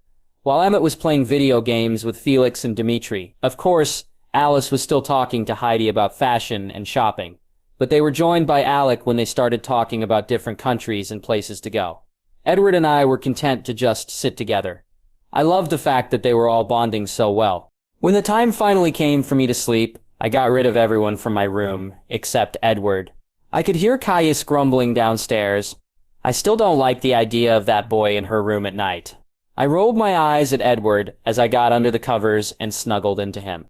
Sleep didn't come right away, so I turned to Edward, kissing him passionately, showing him how much I had missed him in the last couple of days. He kissed back with equal fervor. We continued in our makeout session until we heard Jasper below. "Wow," he observed, obviously speaking to the others. "The amount of lust coming from up there is phenomenal." We stopped as I heard the combined outraged roar of Uncle Marcus and Caius. "What?" they growled. Felix's distinct whistle was next. "Woohoo, Bella's finally getting some," he yelled. "Awesome," yelled Emmett. "I guess that means Edward's not a virgin anymore." I sighed, tucking my head into Edward's chest. "Way to ruin the mood, guys," I yelled down at them. They just laughed at me. "Bella, if you can't behave, Edward won't be spending any more nights in your room," Caius warned. "Uncle Caius," I grumbled. "It's the 21st century." Things finally settled down a little later, and I was soon drifting off to sleep with Edward, humming my lullaby to me. The next 2 weeks passed by far too quickly for my liking. I loved how my families managed to get along seamlessly. All of us females went out for all-day shopping trips, a couple of times while the guys played football together. Jasper had found worthy opponents in both Caius and Marcus, and they often played strategy games together. The times that I joined them, I usually teamed up with Jasper against my two uncles, and we often beat them. I knew every one of my uncle's usual tactics, and with Jasper's help, we were unstoppable. Edward often looked on proudly. In Dedemy, Edward had found a fellow lover of music, and when Edward wasn't shadowing me, I could often find him with Dedemy, conversing about their favorite music over the last 100 years. Rose, of course, adored my cars. When I first took her down to our enormous underground garage, and she spotted all the sports cars stored there, my Audi R8 and Bugatti Veyron, Santiago's, Pagani Zonda, and a plethora of other Lamborghinis, Ferraris, etc. She bounced up and down like Alice and squealed in excitement. "Oh, Bella, I'm in heaven," she sighed when she finally calmed down. Santiago and I took her to our private track, and all three of us raced each other around the track. By the end of the first week, Rose had driven all of the cars in the garage and was now plotting ways to get Carlisle to let her get her own Bugatti Veyron in Forks. Somehow I doubted Carlisle would like that idea, since it wasn't exactly an inconspicuous vehicle. The real fun came late in the first week when Emmett finally asked the question he had been burning to ask since he first saw Felix and Dimitri. "So would either of you like to wrestle?" He looked at them both hopefully, excitement and anticipation sparkling in his eyes. They chuckled at his eagerness. "We'd love to," Felix said, his eyes glinting evilly. "But it's up to our princess, of course." He turned to me expectantly. I sighed, annoyed that he felt the need to remind everyone of my status and how they answered to me. "Sure, go ahead," I said. "In fact, I think I'll come and watch. If you're lucky, Emmett, once you guys are done, I'll take all three of you on at one." I winked at him and he looked at me in disbelief. No offense, Bella, but even with your shield, there's no way you can hold back all three of us." There was concern tinted with arrogance in his voice. He really thought I had no chance. At that moment, I was thankful that Emmett had never seen the full extent of my powers. It was obvious that he was convinced that I could only take on one vampire at a time. Edward looked on amused. He had seen through my memories other times when I had taken on the whole Volturi coven at once, just to see whether I could. He certainly wasn't worried. In fact, I got the distinct impression that he was looking forward to me taking Emmett down a peg or two. Again, I simply smiled at Emmett. "We'll see, Emmett, we'll see." Both families all came with us to the large practice room Felix and Dimitri had used over the years when they taught me to fight. It was just a huge empty room with a very high ceiling and about the size of a basketball stadium. They decided that Emmett and Dimitri would fight first, and Felix would fight the winner. "My money's on Felix," I remarked. Emmett turned to look at me. "Aw, Bella, aren't you going to back your favorite brother?" he whined. I laughed. "Not when you're going to lose, Emmett. I only bet when I'm going to win," I stated confidently. Beside me, Rose snorted softly. "Well, I have to bet on my husband, so how about 100,000, Bella?" I grinned. "Deal," I said, shaking her hand confidently. "I hate taking your money like this," I joked. She laughed. Dimitri looked at us in mock sadness. "What, nobody's going to bet on me?" he asked. Haiti rolled her eyes at him. "Fine, 100,000 on Dimitri," she declared, looking at Rose and I. "Three-way bet?" she asked. We both nodded. "Awesome." I looked over at the three vampires. "All right, I'm sure you know the rules. No biting and no leaving the room." They all nodded in acceptance as Emmett and Dimitri squared up. "All right then, on three. 1, 2, 3. They immediately started circling each other, their eyes raking each other for a weakness. Simultaneously, they launched themselves at each other, playful growls and snarls coming from them. We watched avidly as they wrestled together, muscles rippling as they used their strength to try and get the other to submit. Eventually thought, much to Dimitri's surprise, Emmett gained the upper hand and won. Heidi groaned, "Dimitri, you just lost me $100,000. He shrugged, looking a little annoyed that Emmett had actually managed to beat him. I laughed. "Geez, Dimitri, you've let yourself go. Maybe I should hire Emmett as my guard instead," I teased. He growled at me, his eyes sparkling with amusement. He knew it was yet that I'd never replace my guards, but it had been a common joke amongst us since Felix and Dimitri had first been assigned to me. After a short break, since neither of them needed to recover anyway, Emmett faced up against Felix. Once they started, I began cheering. "Go, Felix! Kick his ass!" Rose immediately retaliated. "Come on, Emmett. There'll be a nice reward in it for you tonight if you win," she purred seductively. Emmett immediately doubled his efforts. I glared at Rose. "Come on, Felix. If you don't want your arm disappearing for a week, you'd better win," I yelled. Immediately, Felix focused harder, and with a strong, well-placed kick, he brought Emmett down hard, immediately wrapping him up so that he couldn't move. Emmett looked dismayed as he admitted defeat, while Felix just looked relieved. I smiled smugly at Rose and Heidi. "I'll give you my bank details later." Jasper looked confused. "Do you usually threaten your guards like that, Bella?" he asked. Both Dimitri and Felix both had genuine fear when you threatened to take Felix's arm for a week. Both Felix and Dimitri grinned wryly. Unfortunately, Dimitri drawled, "Bella has a tendency to follow through on her threats. If Felix had lost, she really would have torn off his arm and hidden it for a week. It has happened before to both of us when we annoyed her too much," he explained. The Cullens gaped at me as I shrugged nonchalantly. "You would too if you were constantly shadowed by a pair of irritating guards who act like 5-year-olds most of the time." Alice laughed. "I've threatened Emmett before, but I've never actually followed through." She looked thoughtful. Emmett glared at her. "Don't even think about it." he growled at her. We all laughed. Then I decided that it was time for a proper demonstration of the full extent of my shield. Okay, so come on, Felix. Dimitri, Emmett, and Santiago. Let's fight, all of you versus me. I turned, figuring that I could use another person. Jasper, you too, I decided. He looked at me skeptically, but when Alice nodded at him, he joined the other 4 strong male vampires, and they moved to the middle of the room. I grinned in anticipation. I hadn't had a good fight in a long time. Esme looked worried for me, Carlisle looked thoughtful, and Edward and Alice looked excited. They knew what was coming. I stalked out towards the 5 vampires in the center, already shrouded in my shield. Come on, attack me, I taunted them. Emmett, of course, immediately launched himself at me in a direct attack, while the others had the sense to stay back and think of strategies. I waited until Emmett was closer before setting up a shield in front of him. He slammed into it hard, a resounding crack sounding through the room. He was sent reeling back, and behind me, I could hear everyone snickering. I smirked at him. You're not hurt. Are you, Emmy? I taunted. He snarled. The others all started closing in on different sides, and at a nod from Felix, they all ran full speed towards me. I let them all come in. Felix, Dimitri, and Santiago immediately started trying to punch and kick me, knowing from experience that I wouldn't get hurt. It only hurt them to hit my shield. Jasper and Emmett hung back for a second, until they saw that I was unharmed, and then they threw themselves into the fray. Jasper grabbed my leg, trying to trip me, but I spun and kicked him with my other leg, amplifying the kick with a shield to send him flying back. I continued fighting all of them with my martial arts moves until I felt that I had gotten enough of a workout for the day. Then I just wrapped them up in shields and levitated them away from me. Felix, Dimitri, and Santiago immediately chanted. You win, I let them go. I looked at Emmett and Jasper expectantly as they looked at me in confusion. Emmett smirked confidently at me.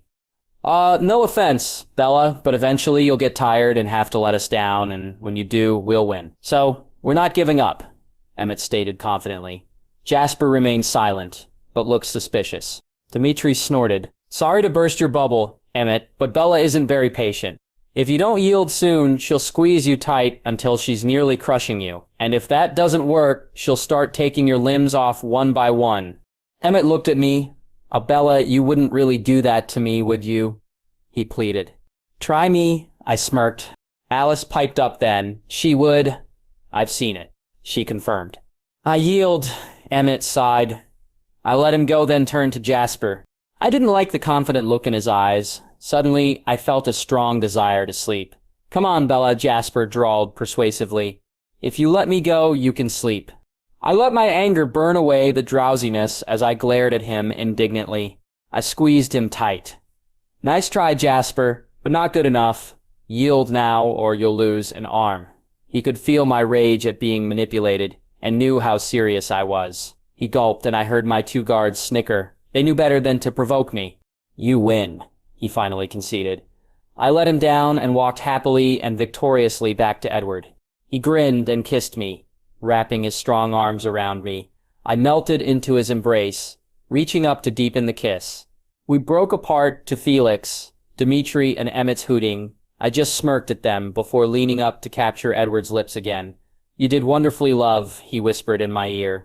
Of course, Emmett soon decided that Jane's power, which he'd heard about over the years, was very cool, and he begged her for a demonstration. Idiot, I muttered.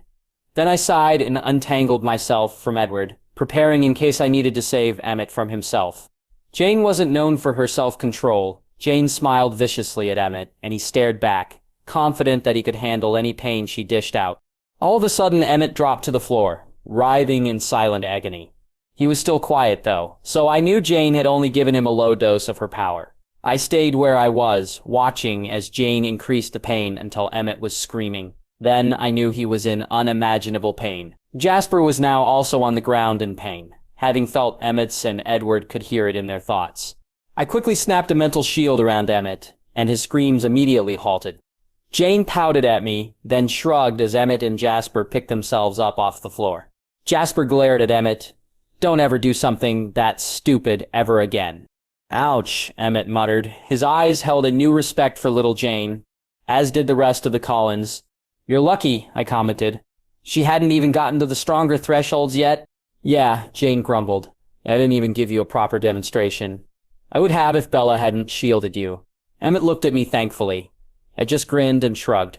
Later in the week, Arrow mentioned Laurent in passing, and all of the Cullens tensed, turning to me for an explanation. I winced as I realized that in all the excitement I had completely forgotten to tell the Cullens of my meeting with Laurent. I explained my run-in with Laurent, what he'd said about Victoria, and then my confrontation with the wolves. "Aw, Bella," Emmett complained. "You promised that you'd save the next vampire for me." I rolled my eyes at him. "Sorry, Em, if you'd been there, I wouldn't have dreamed of getting in your way. Although I doubt he would have tried anything if you had been there," I pointed out. Edward was more upset at Jacob. He was furious that Jacob had lost control and attacked me. If I had been the normal human Jacob had thought I would be 6 feet under right now. To be honest, I was a bit miffed myself. Rosie and Jasper were indignant that the wolves had dared to cross the treaty line, while Esme and Carlisle were just happy that I was safe, although Carlisle was disappointed in Laurent. "If the Denali coven ever comes for a visit, you will have to watch out for Irina," he warned me. She got very attached to him when he stayed in Alaska, and was very upset that he'd left. I nodded in acknowledgement. Of course, Felix and Dimitri soon explained that they would be coming to visit soon to track down Victoria and kill her. Edward, Emmett, and Jasper immediately protested, saying that they'd be happy to take care of it themselves, while Rose, Alice, and I glared at them. "No offense, but you have 3 mates that will worry about you," Felix pointed out. "Besides, as Bella's guards, it is our duty and right to protect Bella by killing off any threats." My guards' stances were firm, and the guys soon realized that protesting would be useless. They dropped the subject. I loved my 2 weeks in Volterra with both of my vampire families. I had spent a lot of time eagerly showing Edward my favorite things to do and places to go. He loved the music room and the view from my bedroom window the most. I was understandably a little sad when the time came to back to Forks, though I was looking forward to seeing Charlie again. Alice had packed for me, shoving all sorts of necessities into 10 suitcases for me. Rose had rated my shoes, since I never wore pairs of shoes more than a few times each, and I had plenty in my closet that I wouldn't wear again that Rose loved. I packed a few books that I had pilfered from Ara's library of mythical creatures, and then it was time to say goodbye to my Volterra family. I hugged them all and promised to call them soon, before we headed to the small private airstrip where my jet was kept. The Cullens had been impressed when they found out about my jet, and Emmett had immediately started pressuring Carlisle into buying their own jet. Carlisle wasn't budging, though. And so, after an enjoyable 2 weeks with all of my favorite vampires, I found myself comfortably ensconced in Edward's arms as we looked out of the small aeroplane's windows at an aerial view of Volterra, while Santiago and Alec flew us home. Edward's POV. As we traveled back from Volterra, I lay happily with Bella in my arms. She had fallen asleep only a few hours after takeoff and was currently snuggled up against me, wrapped in a soft blanket. Every now and then, she would sigh my name, and my heart would burst with happiness. Our time in Volterra had left me extremely relieved. I knew now that there was no way the Volturi would ever hurt Bella. I had listened to their thoughts during the 2 weeks and was now certain that they had no ulterior motives with Bella. They all loved and adored Bella. She was the heart of their family, just like she was the heart of ours. It was obvious that Bella had been euphoric that we had all got along so well with her Volturi family. We had a lot in common with the Volturi, and had gotten along extremely well. Of course, just because we all liked each other, didn't mean that the 3 leaders would let me get away without a warning. In fact, while Bella had been busy arguing with Alice when she was packing Bella's luggage, Arrow, Marcus, and Caius had cornered me. Flashback. "Can we have a private word with you, Edward?" Arrow asked politely. They turned, simply trusting that there was no way I would say no. I followed them into the library and shut the door. From their thoughts, I realized that I was going to be given the typical "what are your intentions towards Bella" speech that all potential boyfriends get from fathers. Apparently, they had been upset that they didn't get to psyche me out before I took Bella out. It surprised me to learn that Bella had promised that they could do this to me while I was here. They had obviously been looking forward to this for a long time. "So, Edward," Caius started, "I know you know why we're here, so I'm just going to come out and ask, what are your intentions towards Bella?" Rosie's thoughts were amused. They had never had the opportunity to do this before, and they rarely found anything new after millennias of living. Since Bella's arrival, their lives had dramatically changed for the better. I assure you that I have nothing but honorable intentions towards Bella. I was actually quite nervous. The approval of this part of Bella's family was much more important than Charlie's approval, simply because Charlie couldn't hurt me. I was bulletproof, however. The Volturi could kill me in seconds if they didn't like me. I fully intend to be with her and love her forever, I assured them. Excellent, Hiro exclaimed. I am so glad Bella found such a good mate. I saw from your thoughts that you are perfectly suited to Bella. In fact, I don't know if Bella mentioned it, but a few years ago I told her about your family and hinted that you sounded like a good mate for her, he chuckled. I'm so glad it worked out. I looked at him in surprise. Thank you, Arco, I said formally. I know you'll take good care of her, Edward, Marcus said softly. I can see the relationship bond between you, and it is incredibly bright, the strongest bond I have ever seen between mates. I nodded in acknowledgement. Caius was still chafing, though. He had been looking forward to the chance to threaten me. We want you to know, Edward, that if you ever hurt Bella, we will kill you. You've seen what Jane can do, and trust me, the pain we will make you feel if anything or anyone, including yourself, hurts her would be 100 times worse than that. His threat was not idle. I understand, sir, I replied respectfully. Believe me, if anything were to happen to Bella, nothing you could do to me would ever surmount the pain of having her hurt. I knew I would never survive in a world without Bella. If she died, I would welcome death, following her as soon as possible. Caius read the sincerity in my words. Good, he said. I'm glad we understand each other. Yes, wonderful, said Aero. Now you are planning on marrying Bella soon, right? He asked. I was surprised. Yes, I was going to ask her soon. I rubbed the back of my neck, feeling awkward. I was about to ask how he knew when I realized that he would have seen it when he touched my hand. Good, Caius stated. Don't wait too long, Bella is many things, but patient is not one of them. I nodded in agreement. Patience was definitely not one of Bella's strong points, but I wasn't sure if she wanted to get married so young. I did, but in this day and age, most people would hate the idea of getting married so young. Then again, I reasoned, Bella defiantly wasn't like most people. Thankfully, I figured that I wouldn't know until I tried. I hoped Bella wouldn't reject my proposal. We wrapped up the discussion soon after, as I was anxious to get back to Bella. We can see how happy you make Bella, and we wish you all the best. Bella will certainly keep you on your toes. She'd full of surprises, Ero commented. I laughed. I knew that.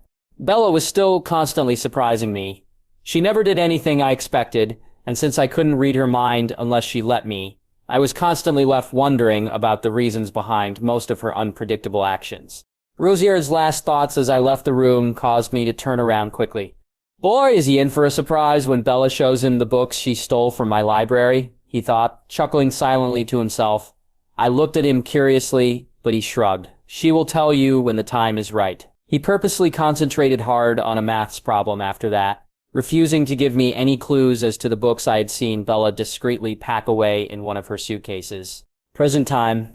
I momentarily considered checking them out now while she was asleep, but I thought better of it. I trusted Bella would tell me when the time was right.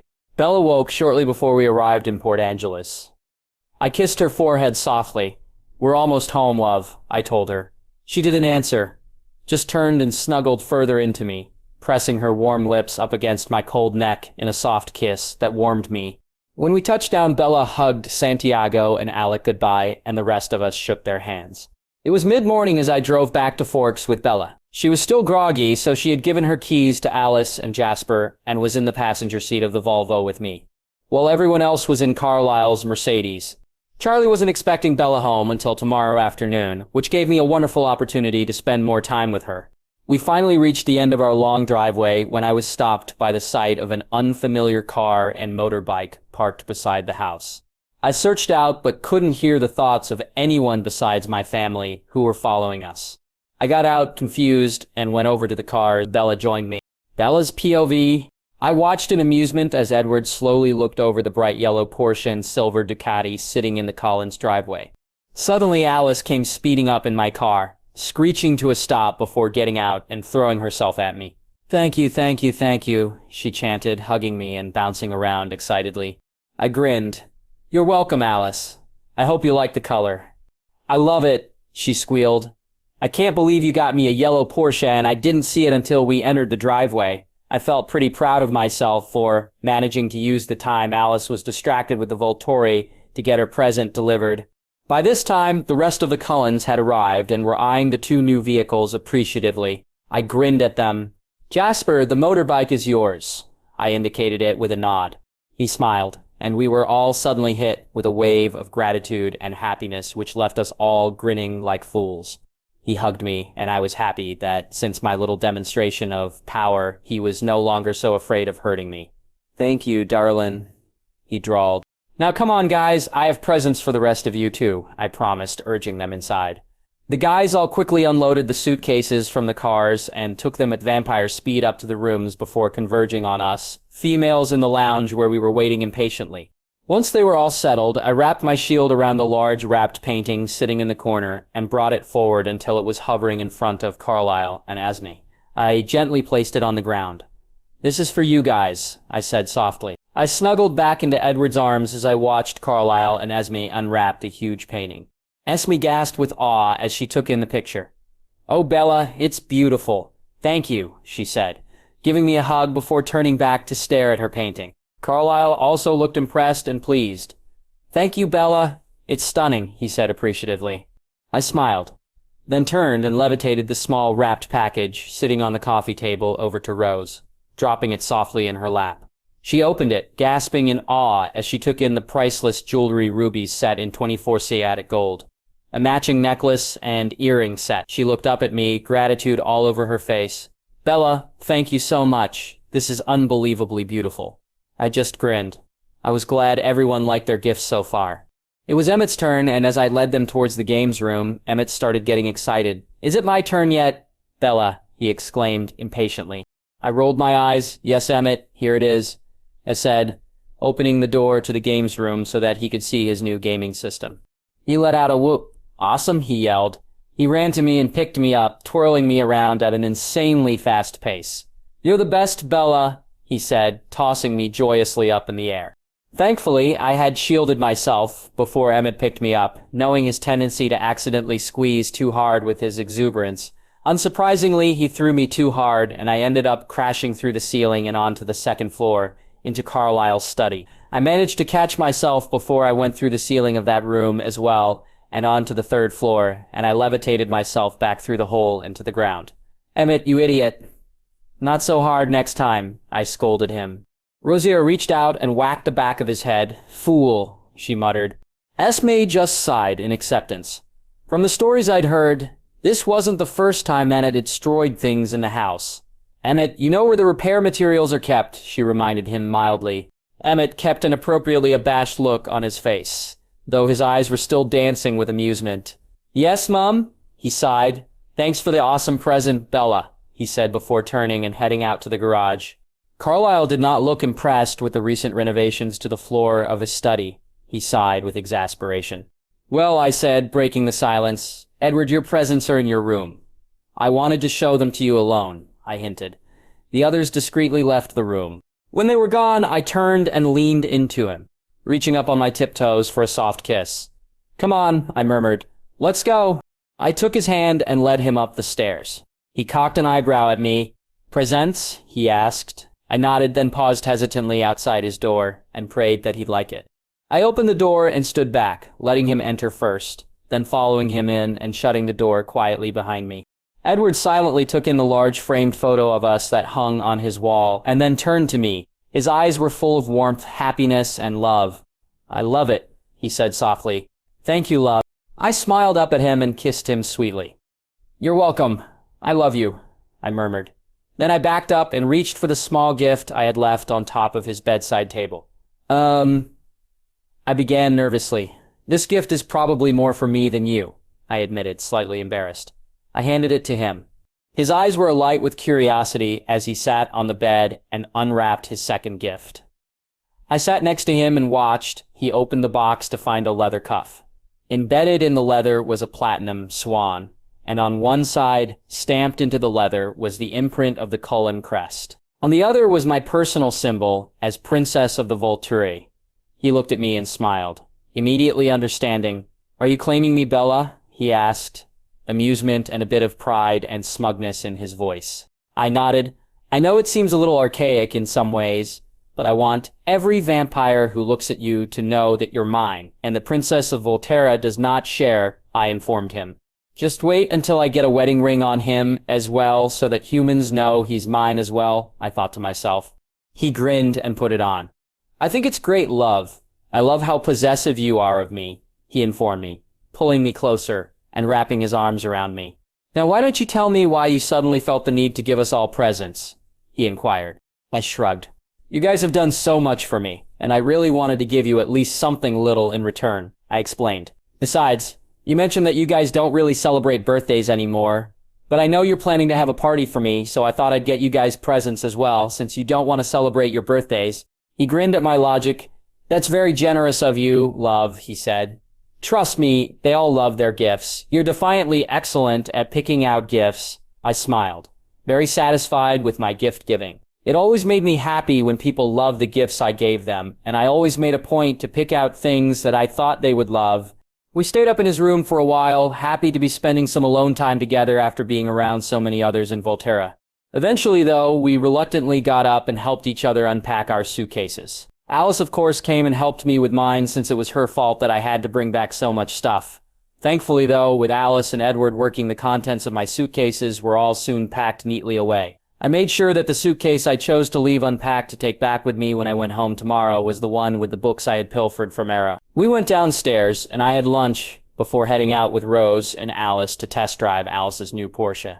Jasper, of course, rode beside us, trying out the limits of his Ducati. A euphoric smile graced his face as the wind whipped through his hair. Once we got far enough away from town that there was no chance of running into police, it would be really awkward if we ran into Charlie today. When I was still supposed to be in Volterra, Jasper and Alice really let loose. They raced against each other, whipping in and out of the sparse traffic and egging each other on. I sat in the back, content, and enjoying the speed as Rose and I watched them in amusement. Eventually, though, Alice called a stop, and we turned around after she saw that Jasper would win. On the way back, Alice made sure Rose understood that she needed her to modify the car until it was much faster than Jasper's bike. She hated losing. Rose just chuckled and agreed, happy that she had yet another car to work on. When we got back to the house, I immediately noticed that the painting I had given Esme and Carlisle now hung proudly on the wall in the living room. I smiled at that and went to find Edward. I found him watching Emmett and helping him try out his new gaming system. I settled down with them, sometimes playing, other times content to watch the two brothers fight it out, arguing as any humans would.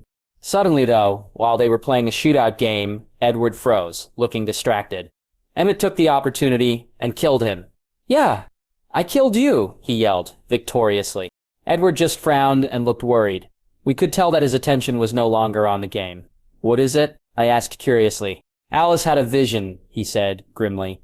The Denali coven is in the area and has decided to visit. He'll be here in a couple of hours. Emmett's jubilant expression turned serious, an odd look on his usually cheerful face. Without another word, we all traipsed into the living area where Alice was informing the others.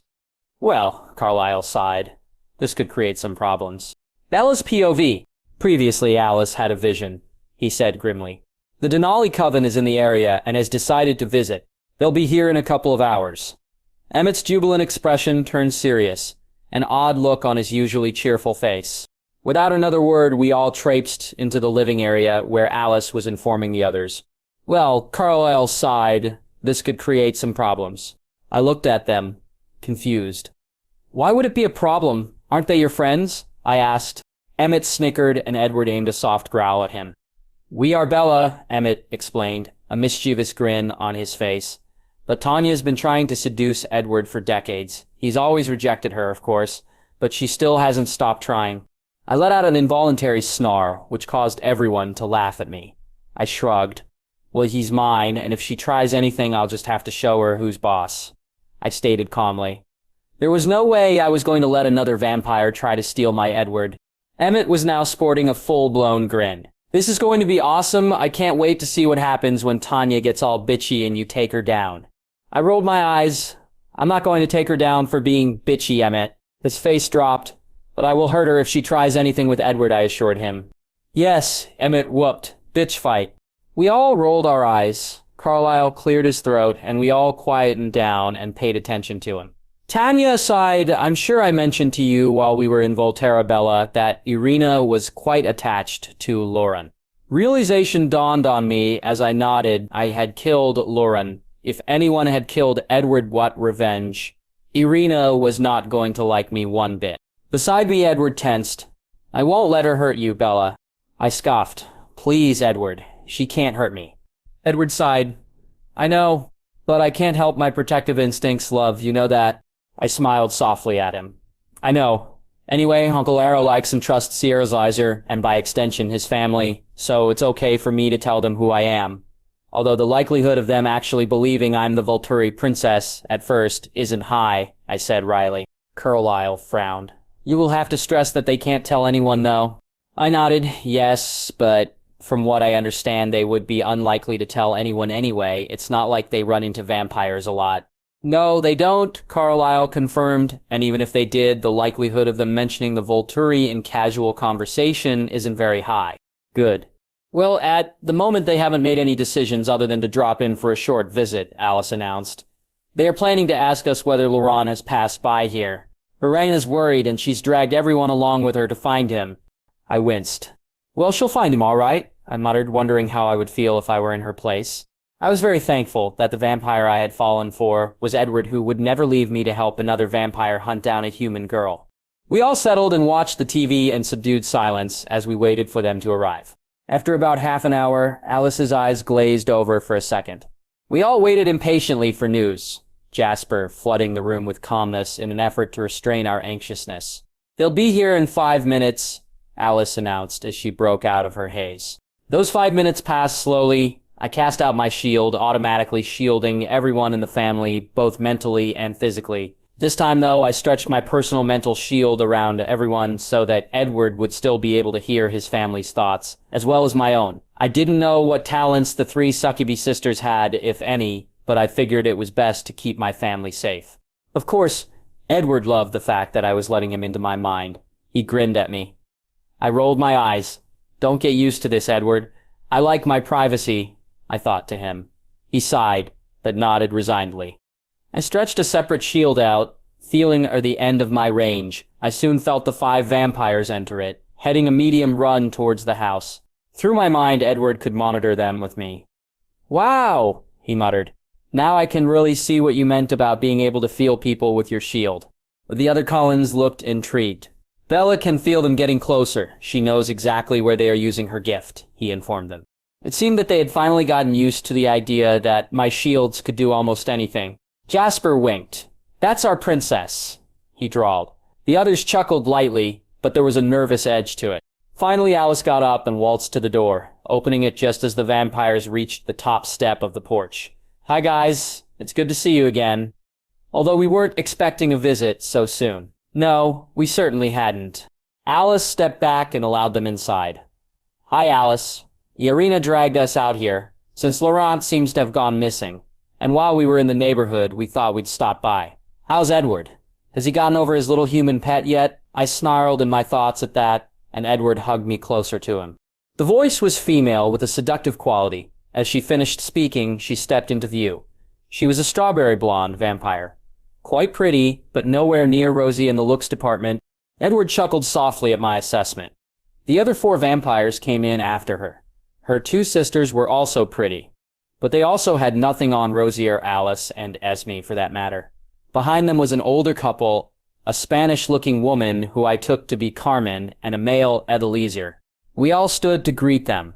I saw Tanya's eyes look me over critically, and beside me Edward tensed. Obviously Tanya's thoughts about me weren't favorable ones. I stared confidently back at her and cocked an eyebrow. He's mine, I thought, lightly tracing over the cuff Edward was wearing on his wrist. Edward smiled at me, a hint of amusement in his eyes. Hello again, Elzier. Carmen, Kate, Irina, and Tanya. It's good to see you again, Carlisle greeted them politely, and Esme did the same. Emmett was looking back and forth from me to Tanya, a hopeful look on his face. Carlisle and Esme continued to exchange pleasantries with Alizier and Carmen while the 3 sisters eyed me speculatively. Tanya's face turned up in a sneer. You must be Bella, the human he's so enchanted by. Although I can't see why, she looked me up and down with disgust before turning to Edward. Well, Edward, When you get bored of this little distraction, you know where to find me. Edward tensed and opened his mouth, but I placed a hand on his arm, reassuringly. No, Edward, obviously your polite attempts at turning her down have had no effect. It's my turn. He shut his mouth and relaxed slightly. I stepped forward towards Tanya, holding her gaze with my own and letting her know that I was in no way afraid of her. Nor was I a meek little creature that could be pushed around. Tanya's eyes flashed with surprise before turning cold again.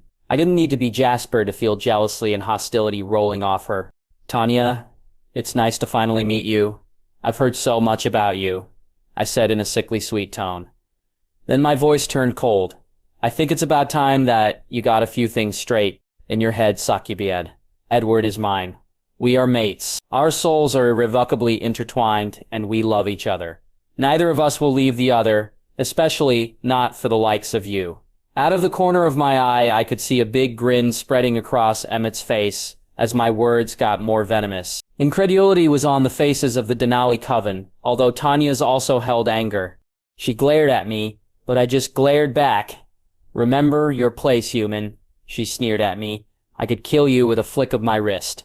You should learn not to antagonize those stronger than you. The entire Cullen family, even Esme, were now glaring at Tanya due to her threat. I chuckled. I'm not scared of you, Tanya. In fact, it's almost laughable that you think threatening me would make me leave Edward. It's also incredibly stupid of you to think that if I wasn't here, he would run to you. From what I hear, he was rejecting you long before I showed up. Emmett looked positively jubilant. Alice, Jasper, and Rosie looked amused. She snarled at me, her eyes now blazing with fury. Her sisters looked concerned, but made no move to calm her down. I snarled back at her, secretly pleased that the chances were high that I would have an opportunity to hurt this annoying vampire. Sure enough, my snarl provoked her. Her eyes flashed with anger, and she leapt towards me. I pushed out a shield, stretching it in a dome that covered us, and reached out a few meters in front of us. Tanya slammed into it hard and was thrown back into her sisters. The blow knocked some of the fury out of her, and while her eyes still showed how mad she was, she didn't immediately try again. Instead, the 5 Denali vampires looked at me with shocked expressions. Something I had been getting used to of late. Tanya, you would do much better if you stopped to find out what you are facing, instead of getting mad and charging at me, I said, smirking at her. I am not a weak human, and you cannot hurt me. So get over your stupid and unwanted crush on Edward, because he will never be yours. My voice was menacing at the end, and everyone could hear the treat in my voice. Tanya tried to maintain a shred of dignity. This isn't over, she said in a soft but determined voice. It was so low that I wasn't meant to hear it. I held her gaze. Yes, it is, I said, and I continued glaring at her until she looked away, shock in her expression. Amazing, Eliezer spoke up, looking at me with interest. I've never met a human who could control a gift like that. I'm guessing you have a shield of some sort, since I can't feel you with my gift, he continued, his eyes piercing. I nodded, but refused to get into details with him. Carlisle cut in tactfully. Everyone, I would like to formally introduce you to our newest family member, he said, stressing the word family so that they understood that I was a permanent fixture, not a temporary distraction. This is Bella Swan. Kate stepped forward first, confidence in her stride. Beside me, Edward tensed, then smirked. Bella, it's nice to meet you. The Collins have told us a lot about you, she said politely. I'm Kate. I took her proffered hand and shook it lightly. It's nice to meet you too, Kate. I've heard a lot about you and your family too. I watched with interest as her confident expression turned into a confused frown. Beside me, Edward grinned. Your gift won't work on her, Kate. Her shield is much too strong for that. I arched an eyebrow at her, and she had the good grace to look sheepish. Sorry, she apologized, but I had to test out your shield. I can zap people by touching them. I shrugged my shoulders. I understand. You're certainly not the first person to try out your gift on me. The others greeted me, but felt no need to close the careful distance between us. Finally, Asher got to the point of their visit, something I had not been looking forward to. We came this way looking for Laurent, he explained. We haven't seen him in a few weeks. Has he passed by here by any chance? I winced. Despite the fact that Laurent had tried to eat me, I still felt sorry for Irina. This was going to be hard for her to accept the truth. Yes, I'm afraid Bella had a run-in with Laurent, while the rest of us were visiting you in Alaska, Carlisle admitted. There was compassion in his eyes as he looked at Irina. It was my turn to say something. As the Volturi princess, I had been taught, although I'd never had to put it into action before, how to inform vampires of another's death, since the Volturi were often responsible for killing vampires who did the wrong thing. I'm sorry to inform you that as Laurent threatened my life, I felt the need to defend myself by killing him, I informed them, watching sadly as the last shreds of hope vanished from Irina's face. No, she shrieked, he can't be. She sobbed silently, and her sisters converged around her, rubbing her back and soothing her slightly. Elizir and Carmen looked sad, but resigned. I had obviously confirmed their suspicions that he was already dead. I remained silent, waiting for it to sink in. After a few moments, Irina composed herself. She straightened up and turned to me, determination in her eyes. She wanted retribution. You're lying, she accused me. Laurent was doing just fine on our vegetarian diet. He just had to visit an old friend again, and then he was coming back to me. You killed him for no good reason. He didn't drink human blood anymore. I'm afraid that you are wrong. Laurent met with his friend Victoria and was doing her a favor by finding out whether there was any way for Victoria to get to me and kill me. However, he was hungry, and he decided that I would make a nice snack. I warned him a couple of times that I would kill him if he tried to eat me, but he didn't listen. I even let him try to bite me before I killed him, I explained, although I knew in reality it was useless. He was her mate, and although she hadn't known him for long, she loved him and didn't want to hear about his faults. She glared at me. Judging by your shield, I may not be able to harm you, but I will go to the Volturi and tell them about you. Let's see how happy you are when they kill not only you, but your precious mate as well. She sneered at me. I swallowed my laugh, knowing it would only make her angrier, but Edward smirked. Emmett and Jasper chuckled, earning them glares from Esme and Carlisle, and curious glances from Eliezer and Carlisle. Tanya and Kate stood with their sister, their stances telling me that they would back their sister 100%. Look, I said. If I hadn't killed Laurent when I did, the werewolves of La Push would have anyway, since they showed up afterwards. There was no way you were getting him back alive. She growled at me, and threatening me with the Volturi really doesn't scare me. In fact, go ahead, I'd love to see you try. I felt slightly guilty for issuing such a challenge, since my Volturi family would probably threaten her, and possibly hurt her for wanting to kill me. This time, it was Tanya that growled. You'll regret this human when the Volturi show up to kill you. They are invincible. I'll have to request that they leave Edward alive. It would be such a waste for him to die along with you when he could be with me. She sneered. That really annoyed me. I snarled at her, and Edward's hand came up to my shoulder to help calm me. The platinum swan on his cuff glinted in the light, and Alizier's eyes suddenly zeroed in on the seals stamped into it. What's the second seal on your cuff, Edward? He asked suspiciously. The first one is the Cullen crest, and the swan is obviously for Bella, but the other seal almost looks Volterran in design, like something Felix would create. Edward looked at me, silently asking whether it was okay to tell them the truth. It's fine, Edward. Go ahead, I reassured him. It's the personal symbol of the Volturi princess, he announced, holding out his wrist so that Elizir would see it better. All 5 Denali vampires' jaws dropped in shock. Even Irina momentarily forgot her fury as their eyes took in the seal. The Cullens looked on, somewhat smug looks adorning their faces, while in Volterra they had seen my personal crest a number of times. Have you met the elusive princess? Elizir asked, the shocked look on his face. Edward smiled. Indeed I have. In fact, we all have, he said, motioning to myself and the rest of the Cullens. She is the one who gave me this cuff, he informed Elizir. A proud note in his voice. Elizir's eyebrows lifted slightly. If I didn't know better, I'd think she was claiming you, he observed, confusion now in his features. She is, Edward admitted, smiling in amusement. Elizir frowned. But you said your mate is Bella, he stated. Exactly, I spoke up. I'm afraid when Carlisle introduced me, only used the shortened version of my name. My full name is Bella Marie Swan. Volturi, or, as I'm sure you've heard, the Volturi princess. The 5 vampires froze. They remained completely still as Emmett's laughter burst forth. It was no surprise that Emmett found their reaction amusing. Surprisingly, Carmen was the first to recover. It is a pleasure to meet you, princess, she said softly. Although I must admit that it is quite a shock. We were led to believe that the Volturi princess was a vampire. I smiled. Yes, I'm afraid that was purposely done. We did not wish for people to believe the Volturi was weak for having a human in the family, and I will be a vampire soon enough. Then I turned to Tanya and her sisters. I'm afraid Laurent signed his death certificate when he threatened to eat me. If I hadn't killed him, then my guards Felix and Dimitri would have tracked him down and disposed of him instead, and nothing would have been able to save Laurent. There would have been no place he could hide where Dimitri couldn't find him. They had no doubt heard about Dimitri's extraordinary tracking talent. It was well known in the vampire world and often feared. My tone was severe, and the warning in my voice was obvious. I hoped that they would get the message. If they even thought about hurting me, my guards would be after them. The three sisters glared at me, so I continued. But please, you are by all means welcome to go to the Volturi and tell them about your encounter with me. I'm sure my family would love to see you. The dark tone in my voice left no doubt of what would happen if they ever mentioned their encounter with me. There was silence for a moment before Elazir broke it.